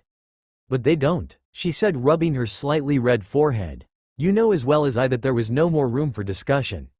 They had been followed us for quite a long time. If they meant us no harm, then we would have never had to see their vile faces in the first place. She had a point, but that didn't mean he wasn't slightly annoyed with the way she tried to handle things. He had wanted to end things peacefully, perhaps pay them in gold and silver to loosen their hold. Money is of no issue to him, and making less waves was a better option than instigating thugs. That doesn't excuse your rogue actions. I trusted that you would have acted accordingly, and you did. You may fuss on the issue a bit more, but I had faith that you would have not allowed any harm to befall on us. It seemed that Hollow found the conversation to be over because she started walking towards the inn with him following behind. True, they never were in danger, but she did not know that. Acting recklessly was a luxury she could afford with him around, but it would not be a habit he condoned. Don't think that this discussion is over. They were silent on their way back to the inn, effectively ending their talk. Though the thugs were an unexpected turn of events, but he still had his own agendas to deal with. Once they made it to their rooms, Hollow quickly took off her heavy clothing and frills and jumped into the lump bed with a solid thud. It has been quite a day. I would prefer to end the night with drinks and food that'll leave me stumbling like a three-legged horse, but I feel the excitement from the day will suffice as a nightcap. She stretched out on her bed, drawing his eye to the exposed flesh that showed when she moved. He took a glance at her before walking to his side of the room and rummaged underneath the bed where he stored a pale tan sack. He grabbed a few essentials from inside and turned to leave. I still have a few things to take care of tonight. I will be back soon, but you'll most likely be asleep when I return. Hollow stopped her feline-like stretching and sat up on her bed. You're leaving? Yes, but I'll be back soon. Very well, I suppose I cannot keep you from your business. Have a safe trip. Naruto hesitated before opening the door and leaving silently. It was a weird feeling to have someone send you off. He hadn't had someone say something like that to him in a very long time. Though the thought was soon forgotten as the crisp night air hit his face when he walked out the inn. He pulled the collar of his coat higher to gain a little more warmth and walked towards his destination. He felt his thoughts drifting to the craziness that had somehow befallen him recently. Though it has not been that long, only a few days, his time traveling with Hollow, the proclaimed wise wolf of pagan legends, have been a torrent of highs and lows. Already he could see their time together either as a high point in his life or a time where he would want nothing more than to forget. At this point he could not clearly guess which of the two the future would come to fruition, but at this point it was not in his hands. Also, the appearance of Chloe had been a bit of a shock, though he probably should not have been too surprised to have met her. Every year she had somehow managed to at least get a glimpse of him, so this year should not have been a surprise. Her riddled words and excitement was something new though. Rarely does anything happen in the little countryside, but whatever it is seemed to have her bursting. The thoughts quickly left his head as he reached his destination. Blowing on his cold hands before knocking on the door twice, then a pause, and then a quick 2 times more, he waited patiently for his acquaintance to open. It took a few moments, but eventually he heard the tall tale signs of bolts being unlocked as the door swung open, revealing an old man. He had thin, wispy gray hair and an equally gray short beard and goatee. He was hunched over slightly and a walking stick on hand to help him walk around. Naruto, what a surprise it is to see you. Come in, come in. The night air has gotten pretty cold as of late. The wife would not like it if I allow any more of the warmth to escape into the night. Thank you for your hospitality, he said with a slight bow of his head as he walked in. It's quite a surprise to see you after so long. How has your travels been? They've been well, thank you for asking. Always such a polite boy, the elderly man said with a smile. Come now, I know exactly why you're here. He politely nodded to the elderly man as he hefted the box full of his purchase into his arms. It was a fairly large box containing the materials he would be selling to the next town. While not exactly heavy in his arms, there was a fair bit of weight within the container that would have most men needing assistance by another. The night had only grown colder with winter so near, and the jacket he was wearing did little to ward off the chill. Clouds of cold vapor would appear from his breath as he walked down the deserted streets heading for the inn. The purchase was actually something that probably would not yield him much profit, but the sentimentality and flexibility that came with the items he bought was too hard to pass up. The elderly man that he had bought his stores from was actually a past renowned blacksmith that used to make the share of the country's weapon stock. Now though, with no war to fight, he had become a simple hardware salesman that repaired and sold tools and the like. Still, his ability to create and forge tools was top-notch. He's fairly uncooperative with people he doesn't like, but for some reason Naruto was able to get on his good side and create an amicable relationship to the point that he could make his own inquiries. Though the night air was fairly cold, he enjoyed the peaceful silence that seemed to be missing from his life recently. With only the sound of his boots and the subtle clank of the contents of the box, he felt the sudden pinching feeling that made him tense. He had missed the feeling earlier, but a second time in the same day was not something he would miss. Sighing at the misfortune he seemed to be having recently, he took a sharp turn into an ally and set the box down near a pile of firewood. Oh no, I feel so tired from carrying such a heavy load. I wonder if there's anyone around to help me carry such a weight. The sarcasm in his words was thick and hard to miss, though that was his intention.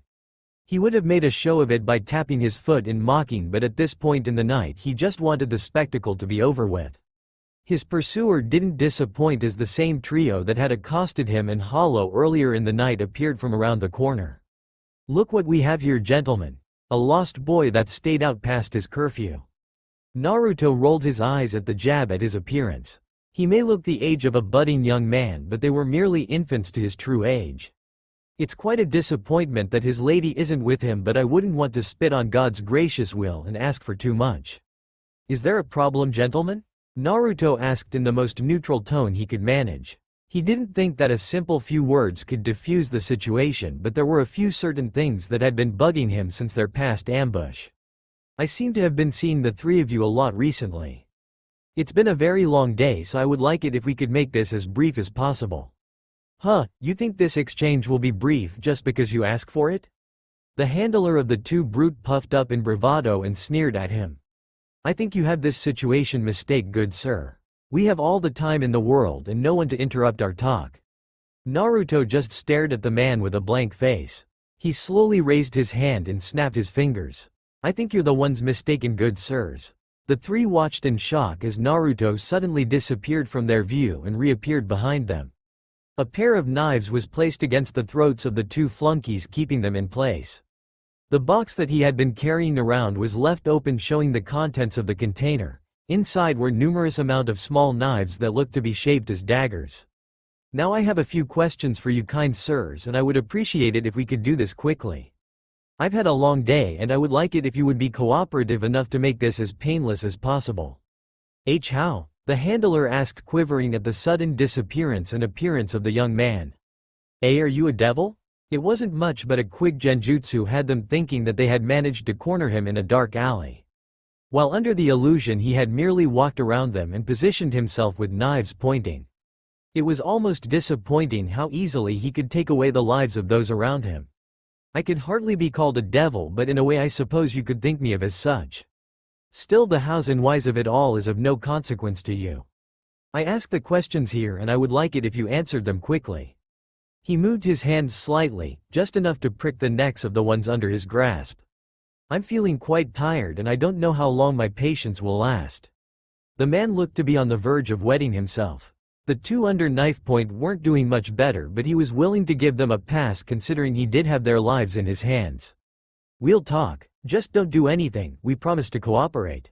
How easy it was to bend someone to his will with just a fraction of what he kept hidden. It was one of many reasons why he chose not to involve himself with the workings of mankind. "Well then, I'm glad we could come to terms civilly." The men gulped audibly at the calm and collected tone he was speaking in. "Now I would like to. Quite a situation you find yourself in." The voice cut him off before he could continue. He looked towards the speaker and felt the headache that had been on the cusp of forming finally appear. He really wished that he could just go back to the inn and sleep the whole evening away. Already he was starting to lean on the "never want to remember" conclusion of this time in his life. The thugs held at knife point whimpered pitifully as Naruto scowled at the new arrival. They knew who the person was but didn't know the connection he had with the one currently holding a knife under their throats, but anyone who angered the blonde anymore was not someone they welcomed. "Why is it that I find myself in this position and not the least bit surprised that you are somehow involved?" The man just boomed with laughter, causing Naruto to scowl at the situation. Truly, he actually was surprised at the man's presence, but for some reason it felt somehow like fate that Yare, the elder brother of the persistent girl always chasing him, would somehow be the one to show up at a time like this. "Is that any way to greet an old friend? I don't recall ever accounting you as one of my friends." The pair of thugs whimpered once more at his cold tone, but Yare just smiled brightly as if he had just proclaimed that they were the best of friends. "Are these yours?" "I'd like to say no," Yare said with an amused grin. He walked over to the two thugs, still with the knives held at the throats, and put his hands on their head. Although the two men were a good half a head taller than him, Yare towered over them. "But then I would be lying to an old friend. The Lord does not take too kindly to liars." With a flick of his wrist, Naruto twirled the pair of daggers in his hands and sheathed them with grace that only someone with experience could. "Keep your friends on a tighter leash next time." Bahaha. Still the same cold and aloof man. Though there was a look of amusement on his face, the pair of thugs felt safer under knife point than with Yari's hands still gripping their heads. I will take heed of your words and keep a closer eye next time. Pray tell why there would be a next time. Naruto said with narrowed eyes. Forgive me, it was just a slip of the tongue. These men were not meant to accost you and yours in such a manner. I had merely wanted to speak to you and the lovely new companion my younger sister mentioned you traveling with. I failed to see what business you have with me and Hollow, if I'm not mistake. Yes, Hollow, he said in a drawl, pausing before changing topics.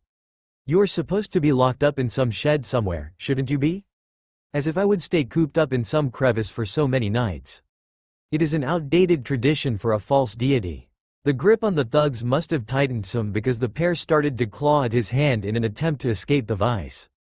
Yare blinked and looked down to see the two struggling thugs. He loosened his grip, allowing the pair to flee from his grasp as he just laughed loudly.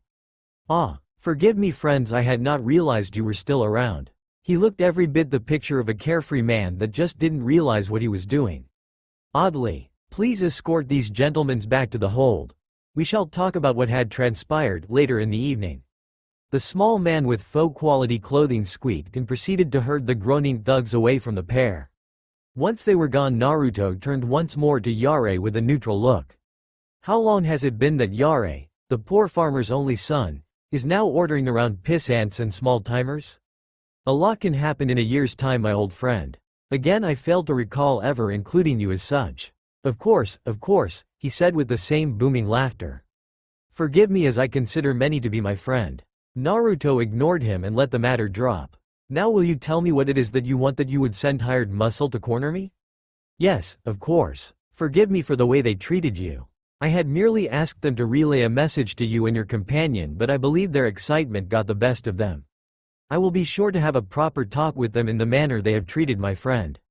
That tells me nothing of your business with me, he said, choosing not to comment on the last part. I have nothing to say to you outside of trade. Seeing as there is nothing of that sort between us, I fail to see what you have to say that would interest me.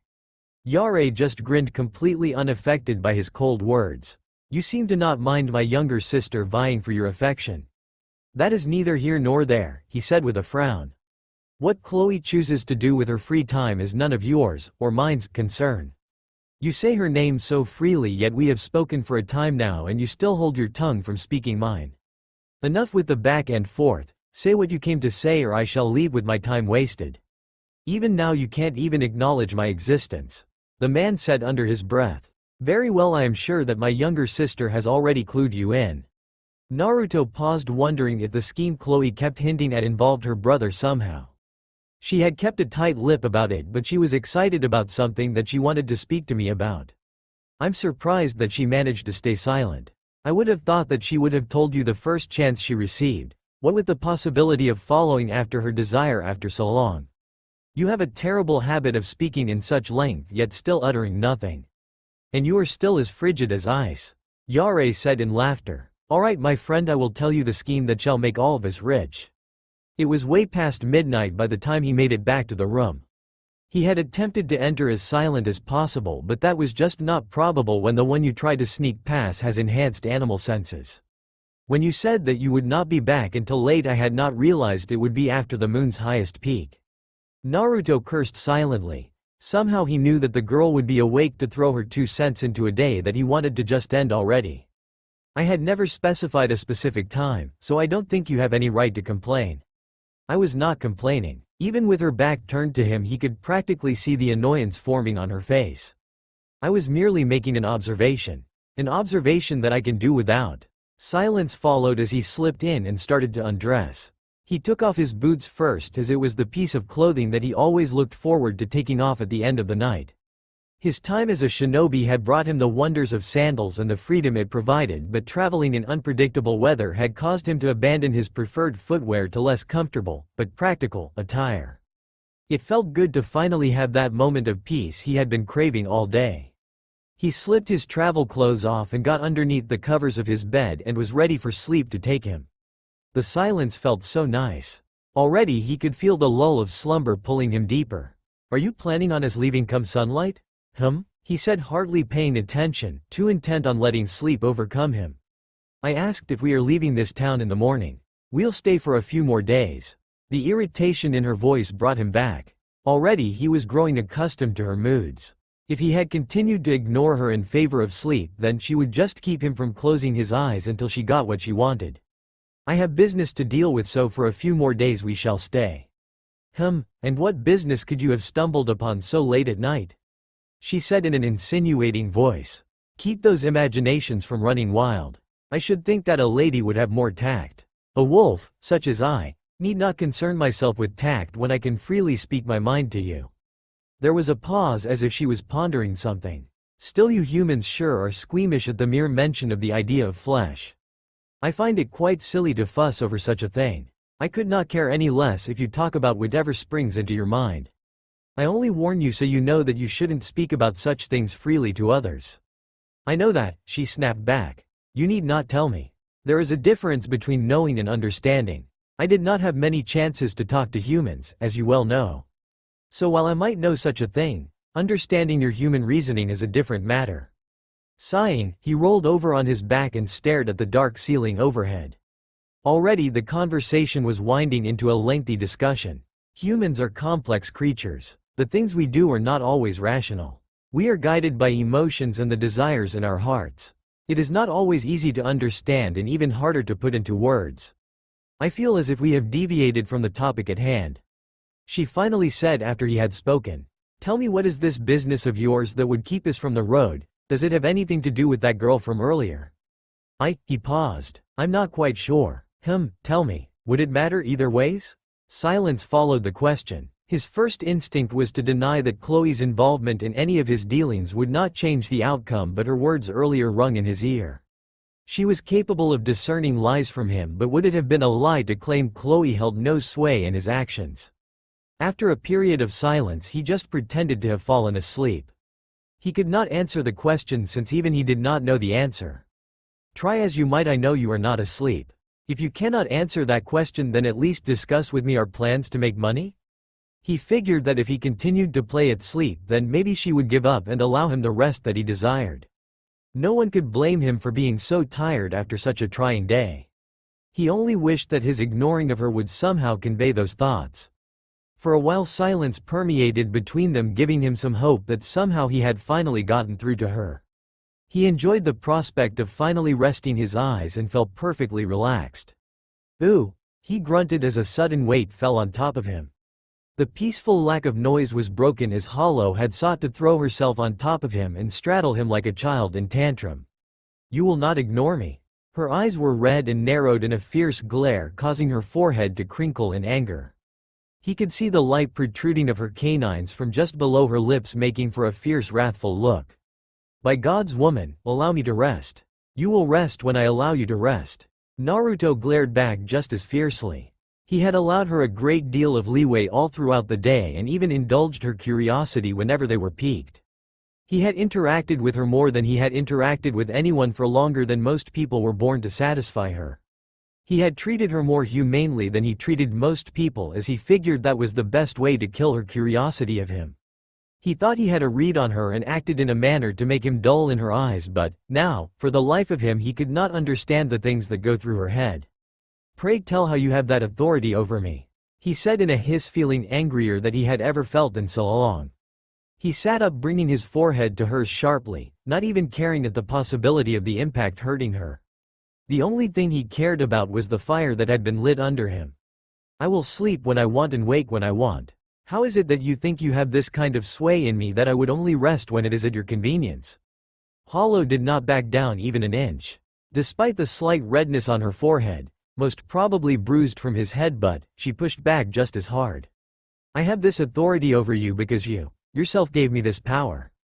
When did I ever say you could command me to sleep when you felt like it and wake when you desire? When you made it so that I would not be alone in this journey, when you made it so that we would be equal in everything and anything, when you made it so that I would depend on you and you would depend on me. What does that have to do with anything? He finally said, feeling the burning in his stomach cool off slightly. It has everything to do with everything. She snarled, showing those long canines even more. You do not get off telling me that we are on the same footing and shove me off with your coin as if I am but a useless tag-along. I will not allow myself to be seen as a worthless woman that you feel is only a burden only to be abandoned later." Naruto felt as if his fatigue had been wearing on him and caused him to act on emotion.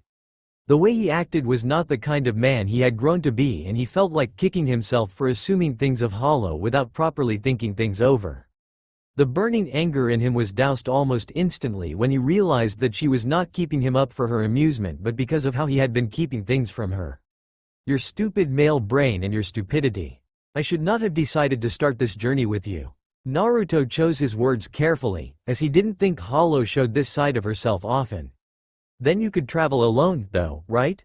Upon hearing those words, Hollow silently looked down. "I'm tired of being alone," she blurted out, looking suddenly childish. She fell back and seemed so small that even the light from the moon threatened to swallow her. Seeing such a small girl so meek made her seem almost fleeting somehow. The wolf ears she normally held so high lay flat and directionless, and her proud tail curled up uncertainly next to her body. It was suddenly silent. When I opened my eyes, they're gone." Naruto stiffened at her voice. "When I opened my eyes, all of them, they're all gone. They're nowhere." She was talking about herself, but those words felt so familiar to him. I can live for centuries. So I thought I would go traveling. I was sure, so very sure, that I'd see them all again. But they were gone. There was no one." Her hands trembled as she sat up once again, unable to meet his eyes. "I don't want to open my eyes and find no one there. I'm tired of being alone. It's cold. It's lonely." Naruto remained silent at her outpouring of emotion. She was so distressed that anything he said would most likely fall on deaf ears, and he couldn't think of anything appropriate to say anyways. There was nothing one could do in such times, nothing one could hear and find consoling. He would know. The only thing to do was find something to grab hold of and wait out the storm. He continued to watch Hollow, who looked to be just barely holding it together, and at that moment he realized that her eyes were not red entirely out of anger. He didn't know what possessed him, but his arms moved before he could even think. They snaked around her frail shoulder, they seemed so terribly small, and pulled her to his chest. Naruto held her and Hollow cried. The moments of her weeping seemed to be a blur to him as his mind had not fully registered his actions. At length the waves of emotion subsided and she let go of his clothes. He let go of her, and she sat up, still sniffling slightly. "How humiliating," said Hollow, her nose and eyes still red but her voice calm. "Not any more than the way I acted." Hollow giggled shyly and sniffled through her stuffed-up nose. "Your face is a mess, hang on." Naruto stood and took a white handkerchief from within his bag. "But, you can have it. White is too much of a clean color for me to have," he said with a slight smile. Hollow returned his uncertain smile and took the white cloth. After blowing her nose mightily and wiping her eyes, she looked much better. She sighed and took a deep breath, then looked sheepish once more. He felt a slight urge to embrace her again but refrained. Hollow was herself again, and he was thinking clearly now. "I'm in your debt," she said as he watched her try to stifle a yawn. She was probably tired from crying. "I'm tired, would you like to rest?" She stiffened at his voice, but he was quick to douse her worries. "It's been a long day and staying awake any longer would be counterproductive when we are to discuss a lengthy topic such as money-making." Hollow smiled from her spot and lay down. Hey, spoken like a true merchant. He figured he had to hold on to his end of the bargain. He could not operate alone anymore and must make consensus that included her. As he had sworn, he would need to let her help him with his dealings, but that would come later. Once they have allowed themselves to rest and clear away the excess emotions they had shown tonight. Naruto blinked at her action. "This is my bed, you know. I see plenty of room for you to lie as well. You have your own bed," he said in a dull tone, starting to feel annoyed again. Hollow just giggled and pulled him down. "Don't be such a prude." Naruto just sighed and resigned himself. Turning so his back was to her, he allowed the girl to stay in his bed in hoping that maybe he would finally gain the sleep he'd been craving. In a moment he could feel the embrace of the night pulling him deeper. He had no problem with it as he let himself drift off to sleep. He didn't know if it was a dream, but he felt someone close to his ear whisper before black consumed his vision. "Thank you." Morning had come quickly and the hustle and bustle of such a lively town had woken Naruto in an unfamiliar way. He had grown so used to the silence of nature that the shouting coming from the busy townsfolk had roused him, despite the warmth of the bed beckoning him to sleep further. Though he still felt the after effects of sleep, he could not deny that the rest he had was one of the most pleasant and satisfying night's sleep he's had in a very long time. The warm bed was still inviting and the softness of the sheets seemed to caress his body. In fact, the sheets were caressing him. His eyes opened, causing the light from the morning sun to blind him. Surely his eyes eventually adjusted to the excess light, allowing him to see just what it was that was causing such a pleasant reaction. With her arm hooked around his torso and her head pressed against his shoulder, Hollow held him tightly in her sleep while her tail seemed to drape over them, swishing back and forth in rhythm with her breathing. Naruto gently pried her arm off of him and put a pillow in place. She subconsciously frowned in her sleep at the loss of warmth. The pillow seemed to have done little to bring her the same comfort as her grip tightened around it, squeezing the piece tightly between her arms. Naruto sighed as he quickly dressed in proper clothing and left the room to find them some food for breakfast. He ran a ragged hand through his hair as he passed by the desk clerk and out the building. He walked by the working folks as he made his way to the edge of the commercial district where there were stands that sold food of many variety. He considered a simple basket of bread with some fruit preserves for the morning meal, but he figured that Hollow might be sick of the taste of bread and sweets after yesterday. At that thought he suddenly froze as if cold water had been thrown over him. Since when did he consider Hollow's opinion on any matter before making a decision? He could not pinpoint the exact moment when he first started thinking about her response to his action, but he had only just realized now that he was making compromises on her behalf even when he didn't need to. It would not matter if he bought bread in the morning because they were cheap and Hollow disapproved. It certainly would not matter if he bought bread when she was the one that ate so many bread and sweet products that his choice in breakfast would seem too bland for her. So why was he thinking in her benefit when she was asleep in bed with no opinion on the matter? His brows furrowed in annoyance that he would even think of allowing the girl to dictate his actions. Almost out of spite he walked over to the bread stand where they were selling an assortment of bread. From hard rolls to soft loaves, the aroma of wheat grew stronger as he came closer. "Welcome, good sir. Could I interest you in the softest sweet rolls in all the land? Or perhaps a nice hardtack if that's more to your taste?" Naruto ignored the salesman in favor of scrutinizing the selection. Most bread sold in the morning were the old unbought loaves from the previous day. They would be lightly baked in the morning for a short period of time to give it a fresh out of the oven look, but if kept out for too long it would harden, till it was like biting through wood. Already he could see a few pieces that he would stay away from as he picked a variety that were either freshly baked or didn't seem as bad as the few he singled out. He paid the man a few rusted colored coins and walked away with his purchase on hand. He made his way back to the inn when his eye caught something. At the stand next to the one he bought the bread from sold cheese product. As dairy things were a luxury and more expensive than bread, there were far fewer customers than the one next to it, but he would bet his money that the stand selling cheese would make more in this morning than the bread stand would make all day. He strode over and looked over the variety of products they sold and considered purchasing a block. A single small block was almost as expensive as the amount of bread that he just bought, and for some reason Hollow's smiling face appeared in his mind for a second. He shook his head of the image but still bought a chunk of smoked luxury cheese. It definitely was not for her benefit, but because it had been so long since he had tasted the savory flavor of fine cheese. He made his way back to the inn, only nodding at the man behind the desk in greeting before entering their room. To his surprised, Hollow was already awake and fully alert. She was standing up with a somewhat distressed look on her face that quickly vanished once her eyes landed on him. Her tail swished back and forth like a dog excited to greet its master coming home, yet the regal and cool look on her face and the slight curve of her mouth was the opposite. "I see that you have brought us breakfast." He just placed the bread on the table in the room as he sat on his bed and took off his jacket. "Bread once again?" she said, picking up a soft roll still hot. "I've grown tired of bread." Somehow the expected reaction brought a slight smile on his face but quickly schooled his features when she threw him a glare for his choice in breakfast. "You don't get to complain about the choice of food I provide you with in the morning," he said coolly, causing the girl to grumble but still take a bite with her ears drooping down. He couldn't help but feel the slight satisfaction at the sight and figured he had made her suffer enough and threw the block of cheese towards her.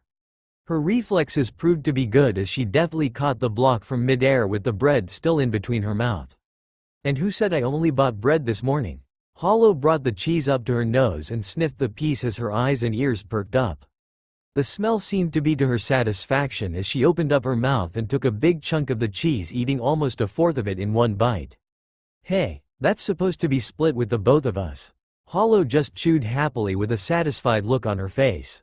'Tis an exquisite flavor. I have never tasted something so creamy and savory like a block of fine solid milk mixed with ale. Naruto snatched the cheese from her hands before she could take another massive bite. While it wasn't the smallest piece sold in the stands, it wasn't the biggest either. He had bought this not for her enjoyment but his. I retract my statement, she said, taking a bite of her bread, mixing it with the cheese still in her mouth. There is still a wondrous amount of things I have not tasted of bread. 'Tis a wonderful mixture of flavors. Naruto couldn't help the small smile from forming on his face as he took out a knife from his belt and split the block of cheese, a fourth for Hollow and half of the whole for him since she had already taken that monstrous chunk for herself. You sure are quick to admit when you are wrong, he said, holding out the smaller of the share for her. Hollow just blinked at his outstretched hand before taking a step toward him and grabbed the bigger piece as if he made a mistake in which piece he was giving her. Hey, of course, someone as wise as I know that I cannot be right every time. The sooner I realize my faults, the more time I have to correct those mistakes, she said, completely ignoring him and chowing down on the mixture of bread and fine cheese. Naruto grumbled for a few seconds before giving in and settled for the smaller piece. His eyes found Hollow's and had to actually think about her words for a few seconds. Whenever he laid eyes on her, all he saw was a young beautiful girl, so it surprises him when she spoke with such wise words, as he sometimes forgets that she was a lot older than she looked. With that said, I should apologize for the things that I said last night. She seemed to have found the piece of cheese in her hand interesting because she could not look at him and instead stared at it with a tint of red on her cheeks. I admit to have allowed my emotions to get the best of me, and I apologize for making a spectacle of myself.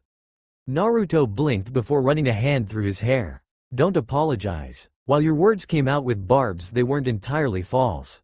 I see now that I have not treated you properly as an equal, and I too need to apologize for my actions and words.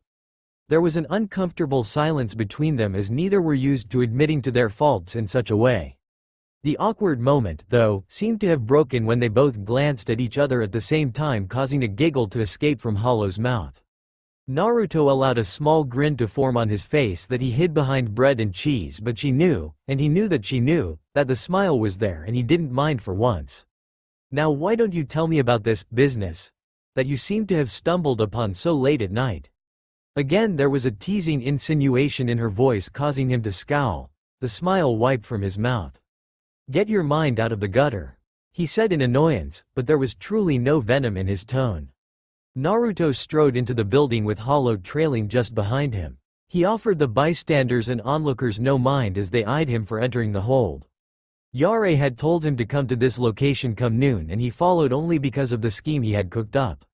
Naruto didn't have to wait long before a familiar face popped up to greet him. Chloe appeared with a bright smile on her face and a pair of thugs following behind her like a pair of bodyguards. My brother said that he had told you a little of our plan, but I told him that I would not believe that you would actually comply unless the news had come from my mouth.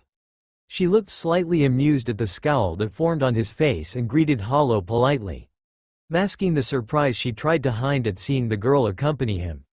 Good evening, lady. Hollow just smiled and tilted her head from beneath her cowl in a reserved manner. I don't see how it would be any different if it came from yours, or your brother's, mouth. I would still have my doubts on any plan either of you come up with. I see, Chloe said with a chuckle while the pair behind him glared daggers his way. Well, in any case, I'm still glad that you came. She turned and strode past the pair of muscle behind her. They stood still, waiting until he and Hollow walked past them to follow Chloe until they themselves followed behind. As you are aware, the silver Trena coin is set to depreciate sometime in the following season. I knew that before your brother even mentioned this to me. She glanced back with a look as if expecting it. I expect nothing less from you, Naruto. She chuckled at her own words like she was in on some private joke. Still, I would bet that brother did not tell you of our plan in completion. He didn't need to, Hollow said, finally bringing herself into the conversation. It did not take me long to put together all the pieces to ascertain the whole picture. Chloe actually froze in mid-step for a second as if she did not think that Hollow would have any say in the conversation. She glanced at Naruto with a searching look, but he did not return the gaze. There is a way to make money off of a currency said to lower in standard, she said, lifting her hand up to count.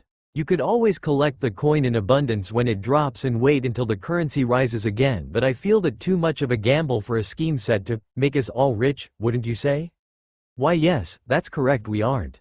So I figured you would go with a different route, Hollow said in stride. To change a currency such as silver coins one would need to first amass most, if not all if you want to be thorough, said Coin. Of course that's easily done with the general public unaware of the decline in purity set to circulate in the following quarter, but not so much if everyone knew. Chloe stared between Hollow and Naruto in silence, completely disregarding any lack of politeness or decorum she was displaying. He couldn't put it past her since even he was still having trouble wrapping his mind around the fact that he now has a partner in his dealings. I would think that the kingdom would pay quite a sum if someone were to accumulate a large amount of Trena coins, though the amount to gain such a deal would be quite high in my estimation. After all, they cannot lower the purity within them until they actually have said coins in possession. Chloe gaped at the pair while Hollow grinned brightly at the conclusion she had come up with. It was true that she was the one to put the pieces together so quickly. He probably would have been able to do the same, given enough time, but by then it would not have mattered since he would have come to meet with Yare without all the information beforehand. He would admit to being impressed with her deduction skills after asking only a few questions to be able to come up with the answer. So the real question is, Naruto interjected once Hollow finished speaking. What exactly are we needed for when you are fully capable of amassing much more coin than we are capable of, considering the amount of people that you seem to have working for the two of you? The girl looked like a deer caught between predators. Naruto would bet that she had been giddy with the fact that she would have something over his head that he didn't know about, but with the way Hollow had broken down what he assumed was their plan left her speechless. Bahaha. A booming laugh echoed, saving Chloe from having to answer. Naruto, my friend, it has been too long. I just saw you earlier.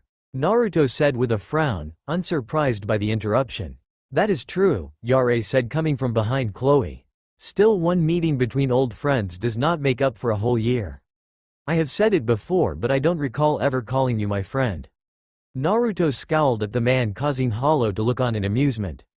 He was always so cool and grounded that it probably looked the more amusing to her that he would show any emotion towards another person, even if it be negative emotions. If anything, that probably amused her even more. Bahaha, you are always so quick with your denials. He moved to slap him on the back as if old friends, laughing it up, but Naruto dodged the hand and settled for just ignoring whatever came out of the man's mouth that didn't include business. Oh, and who is this? Yare said, looking at Hollow for the first time. Would this lady be the one to finally warm the heart of this frigid man? Hollow curtsied gracefully and gave Yare a charming smile that had everyone fooled, except for Naruto. "'Tis a pleasure, kind sir. Quite charming, is she not, Chloe?" The girl just nodded with a small smile. "Will you quit this chatter? I came here not for idle talk but because I thought you had something of importance to discuss with me." The easygoing smile on Yare's face vanished and a more schooled look emerged. A face that Naruto was more familiar with since most of his time spent with the man was for business. "You're right. I called you here due to the assistance that you can provide for us." Naruto adopted the same merchant face and settled down. Even if the man was a fool outside of business, he was not someone to mess with when he was serious. Naruto had always had an uneasy feeling from Yare, like he didn't show all there is to him. His easy smile and aloof personality may blind others of his true nature, but Naruto was not so easily fooled. He was as much a predator in intellect as any man out there. Glancing at Hollow, he was actually relieved to see that she too seemed to have picked up the same feeling. He didn't know why that caused him to relax slightly, but she seemed to be on guard and ready. "Your travel companion said it before we could. Yes, it is true that we are currently amassing Trena coins to sell to the kingdom. If we are to gain enough coins, then they would need to pay more than the market price or risk not accumulating enough of the coin to properly devalue it. 'Tis the answer I came up with when given all the facts." Hollow said with a slight frown. "Still, would it not be a risk angering a king even for such a profit? The risk is worth the reward. Chloe said from beside her brother. 4. We are not necessarily after the money that comes with this venture. Naruto paused in thought as he contemplated her words. The whole scheme was to make money, so what could they possibly gain other than the ire of a king for trying to make profit off of the kingdom's actions? Naruto's eyes widened a tiny fraction as the answer came to him.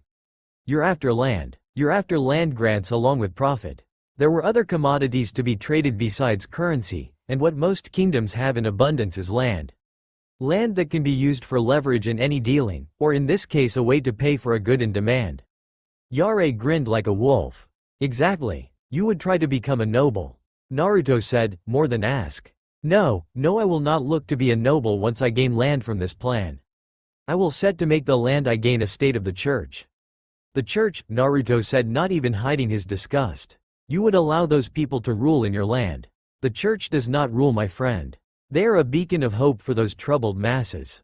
They were the ones to provide me with these men and information to even begin this operation. No, they do not rule. They merely guide. Is that so? Naruto said without a hint of showing what he was thinking. And you believe the same thing, Chloe? With the attention turned to her, the girl stuttered out a response. Yes, I agree with Yare that this will provide us the means to take hold of our lives. I see, yet I still don't see what you need me for. Yare placed a hand on Chloe's shoulder, causing the girl to smile briefly at her brother. A silent conversation seemed to have taken place between them as the girl opened her mouth to speak for them. Naruto, you may not believe this, but we have known all along that you have been selling to us even when it did not profit you or even when it did the opposite. We are truly grateful for everything you have done for our family and those in our village. We never said anything as we believed that it was your wishes to not voice that fact because I believe you to be a good man. So even with all the things you have done for us, we ask more of you. We do not have a way to make this proposal to the king without terrible repercussions. Even with the church's help they cannot protect us should the kingdom decide to just take from a small village. You do not think yourself to be an influential figure because of your avoidance of others, but I know you're aware, as we are, of the connections you have with prominent people. We ask you to please help us. Naruto said nothing after Chloe's plea. His hair partially covered his eyes so none of the people around him could guess as to what was going through his head. It seemed almost too long until he said a word. He took a step back and placed a hand on Hollow's shoulder. So you knew all along. He said, not specifying what he was talking about, but the siblings knew. Yes, Yare said. We knew since the beginning and we are forever grateful for your kindness. We don't ask of you to do this free of charge, of course. You are entitled to the profit, but the land shall be ours. I see, he said cryptically. You have given us a lot to think about. I cannot give you an answer just yet as this has been a lot to take in at once. Of course, you have all the time in the world. Though do not take too much time. We will think on this and let you know of our answer. Chloe asked. Yes, Hollow replied for him. Naruto nodded before he turned to leave with Hollow trailing behind him. They would need to make a decision soon. He didn't think that Yare would stay true to his words and give them as much time as he wanted. There was only silence as they made their way back to the inn. Naruto was not in the mood for idle banter that they always fall into, and Hollow seemed to have picked up on the mood, choosing to just follow close by. Once they entered their room, Naruto plopped himself on his bed and lazily took out the pair of knives that he had kept from the stocks he bought. He threw one up in the air that barely just grazed the ceiling before coming down. He threw the second one as the first was falling and continued the action like a dangerous form of juggling. Hollow watched in silent fascination from her own bed as Naruto's own mind was miles away. If he missed either of the daggers in its descent, then it left little doubt that he would be impaled in some painful fashion. You're quite skilled with those. He lazily replied, his hands not stopping their actions. Are you familiar with such a weapon? These? He asked, catching the pair of daggers in midair and stopping his actions. I know a few things. You handle them with ease. I find it hard to believe that you only know a few things. He hummed in contemplation. I guess you could say that I have some experience hunting. If you count hitman and mercenary work as hunting, then yes, he dabbled. It has been quite some time since he had taken a life with his own hands, but like old muscle memory, it didn't take him long to familiarize himself with any weapon in his hands. I was quite good with these, you know, he said, flipping a single dagger in his hand in complex and flash maneuvers. You could say I was considered one of the best at one point. In these hunts of yours, Hollow said slowly. Have you ever been attacked by wolves in the mountains? It was a strange feeling being asked such a question by a girl with ears, fangs, and a tail. He was having a conversation with a wolf about wolves. I've dealt with a few, but I know enough to keep them away before they become too much of a problem. He wasn't quite sure what her plan was with moving the conversation towards such a topic. You know, wolves attack humans because we wish to eat human brains and gain their knowledge. The feral grin that she flashed him caused him to snort. He didn't believe in those kinds of tales, and now even more so with the way Hollow said it. Somehow I find that hard to believe. You would be one of few then, she said with a small chuckle. You're right, wolves do not hunt people for their brains and knowledge. Wolves only know that they are hunted by humans, and that they are terrifying creatures. So we are always thinking what to do when they enter our forest. Hollow stared straight ahead as she spoke, as serious as Naruto had ever seen her. The world you and I live in might not be so different. That man, Yare, he is one of those terrifying creatures, is he not? Naruto quirked an eyebrow at her question. What makes you say that? Like a wolf you are keeping your distance.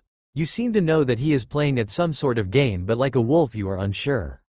Naruto paused before speaking. He didn't think that she was trying to rile him up or anything, but it seemed more like she was trying to help him come up with an answer. You're right, he is dangerous, but not in a sense of his strength or intelligence, but because I can't read him like most. He is unpredictable and I do not know where his mind lies. Does it matter if you can trust him or not? She rose from her own side of the room and strode towards him and sat beside him. Do you think that anything he has planned would hurt you in any way? He didn't answer because he knew the answer to that question easily. There was absolutely nothing Yare could do to hurt him, whether it be physically or financially.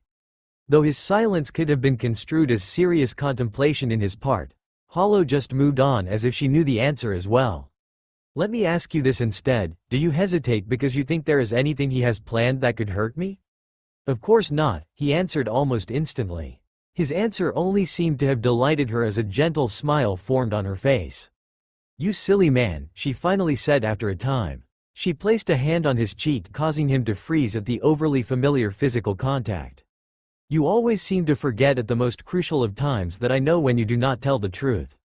Aye, he started before freezing. Hollow retracted her hand and stood up, leaving his cheek feeling slightly cooler with the lack of warmth gone. She just smiled and turned towards the door as if to leave. Come now, I'm sure you are aware that we are no longer alone. I think the time permitted to us has come to an end. Just in time too, as I'm sure our decision is already made. She opened the door, revealing the same trio of men that had cornered them the previous day. They looked shocked at the sudden action. 'Tis a bad habit that you three seem to have gotten into, to interrupt such a tender moment once again. She shook her head as if in disappointment and strode past them with her nose turned up. Naruto composed himself and moved to follow her, not even sparing the three a single glance. How did they know? One of the thugs asked as they scrambled to catch up with the pair. The room was illuminated by candle lights all along the walls. Yare sat behind a large desk with documentations and other forms of script littering the surface. He was looking down and was reading a letter in deep concentration, so when the pair entered it did not even register with him that he was no longer alone. Naruto tapped his foot impatiently as the man finally noticed their presence thanks to the noise he was making. Naruto, said Yare standing up, surprise in his voice. You are here. Naruto just frowned in annoyance. We are here. You had called for us after saying you would give us as much time as needed. Yet here we are accosted once again after barely a few hours. Yes, of course. I apologize, he did not sound apologetic. I had hoped to give you enough time to properly think things over, but I fear that we cannot afford the time. We need your decision now as new matters have come up. And what matters would that be? It is embarrassing to say, the man said, looking somewhat angry. One of our contacts had made an error in judgment. He had reached too high an alerted individual capable of running the same scheme. We do not have long before they take over the market and run things for themselves. So one of your birds tweeted at the wrong sort, Hollow said in slight amusement. Forgive me, I don't know what you mean, my lady. Yare said in confusion. Hollow just smiled. Of course, forgive me. She didn't look overly sorry. I did not mean to accuse you of having your men spreading rumors of a currency set to increase so that upstarters would look to gather as much of the currency for your benefit. You are forgiven. Yare said, his goofiness slipping to his true nature. Enough, we understand the problem now. Yet it doesn't change the fact that we were not given sufficient time to come to a decision. That is a fair point. Yare said in a weary voice. Yet my sister has taken it upon herself to push the plan forward. What do you mean? Naruto asked in a neutral tone. This, he said, handing over a letter.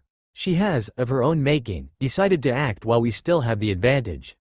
Naruto looked at what was written. It was short and to the point. I shall push for a deal myself.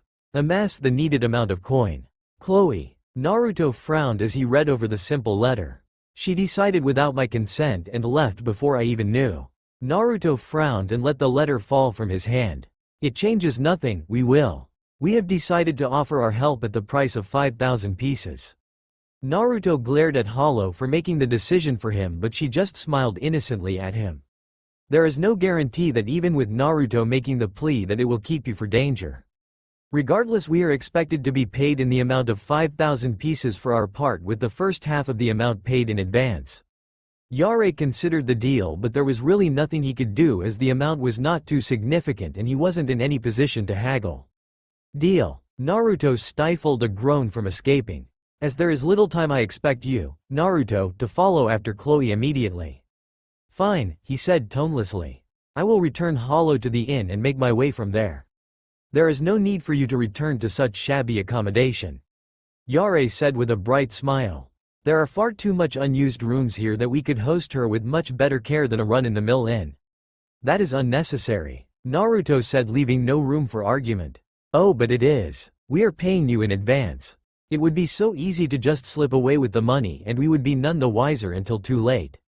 I agree, Hollow said, interjecting between them. I shall stay here and allow myself to be fawned over with luxury while you finish our business. After a moment of silence, Naruto nodded. Very well, I can live with those terms. Good. Yare boomed with a happy laugh. We shall provide dear Hollow with as much comforts as she desires. She will be in very good hand while you make us all rich. Naruto just quietly frowned as the man boomed with laughter. With that said, I shall personally accompany our lovely lady to where she will be staying. Oh my, Hollow said, fluttering her eyes in such a meek manner, causing a swell of annoyance to form in his stomach. I will take my leave then, Naruto said abruptly. As he turned to leave, Hollow caught him by the arm. Come back soon, she said with a gentle smile reserved for him. He said with some hesitation, I'll return soon. That's all for now. If you enjoy, then please like, share and do comments.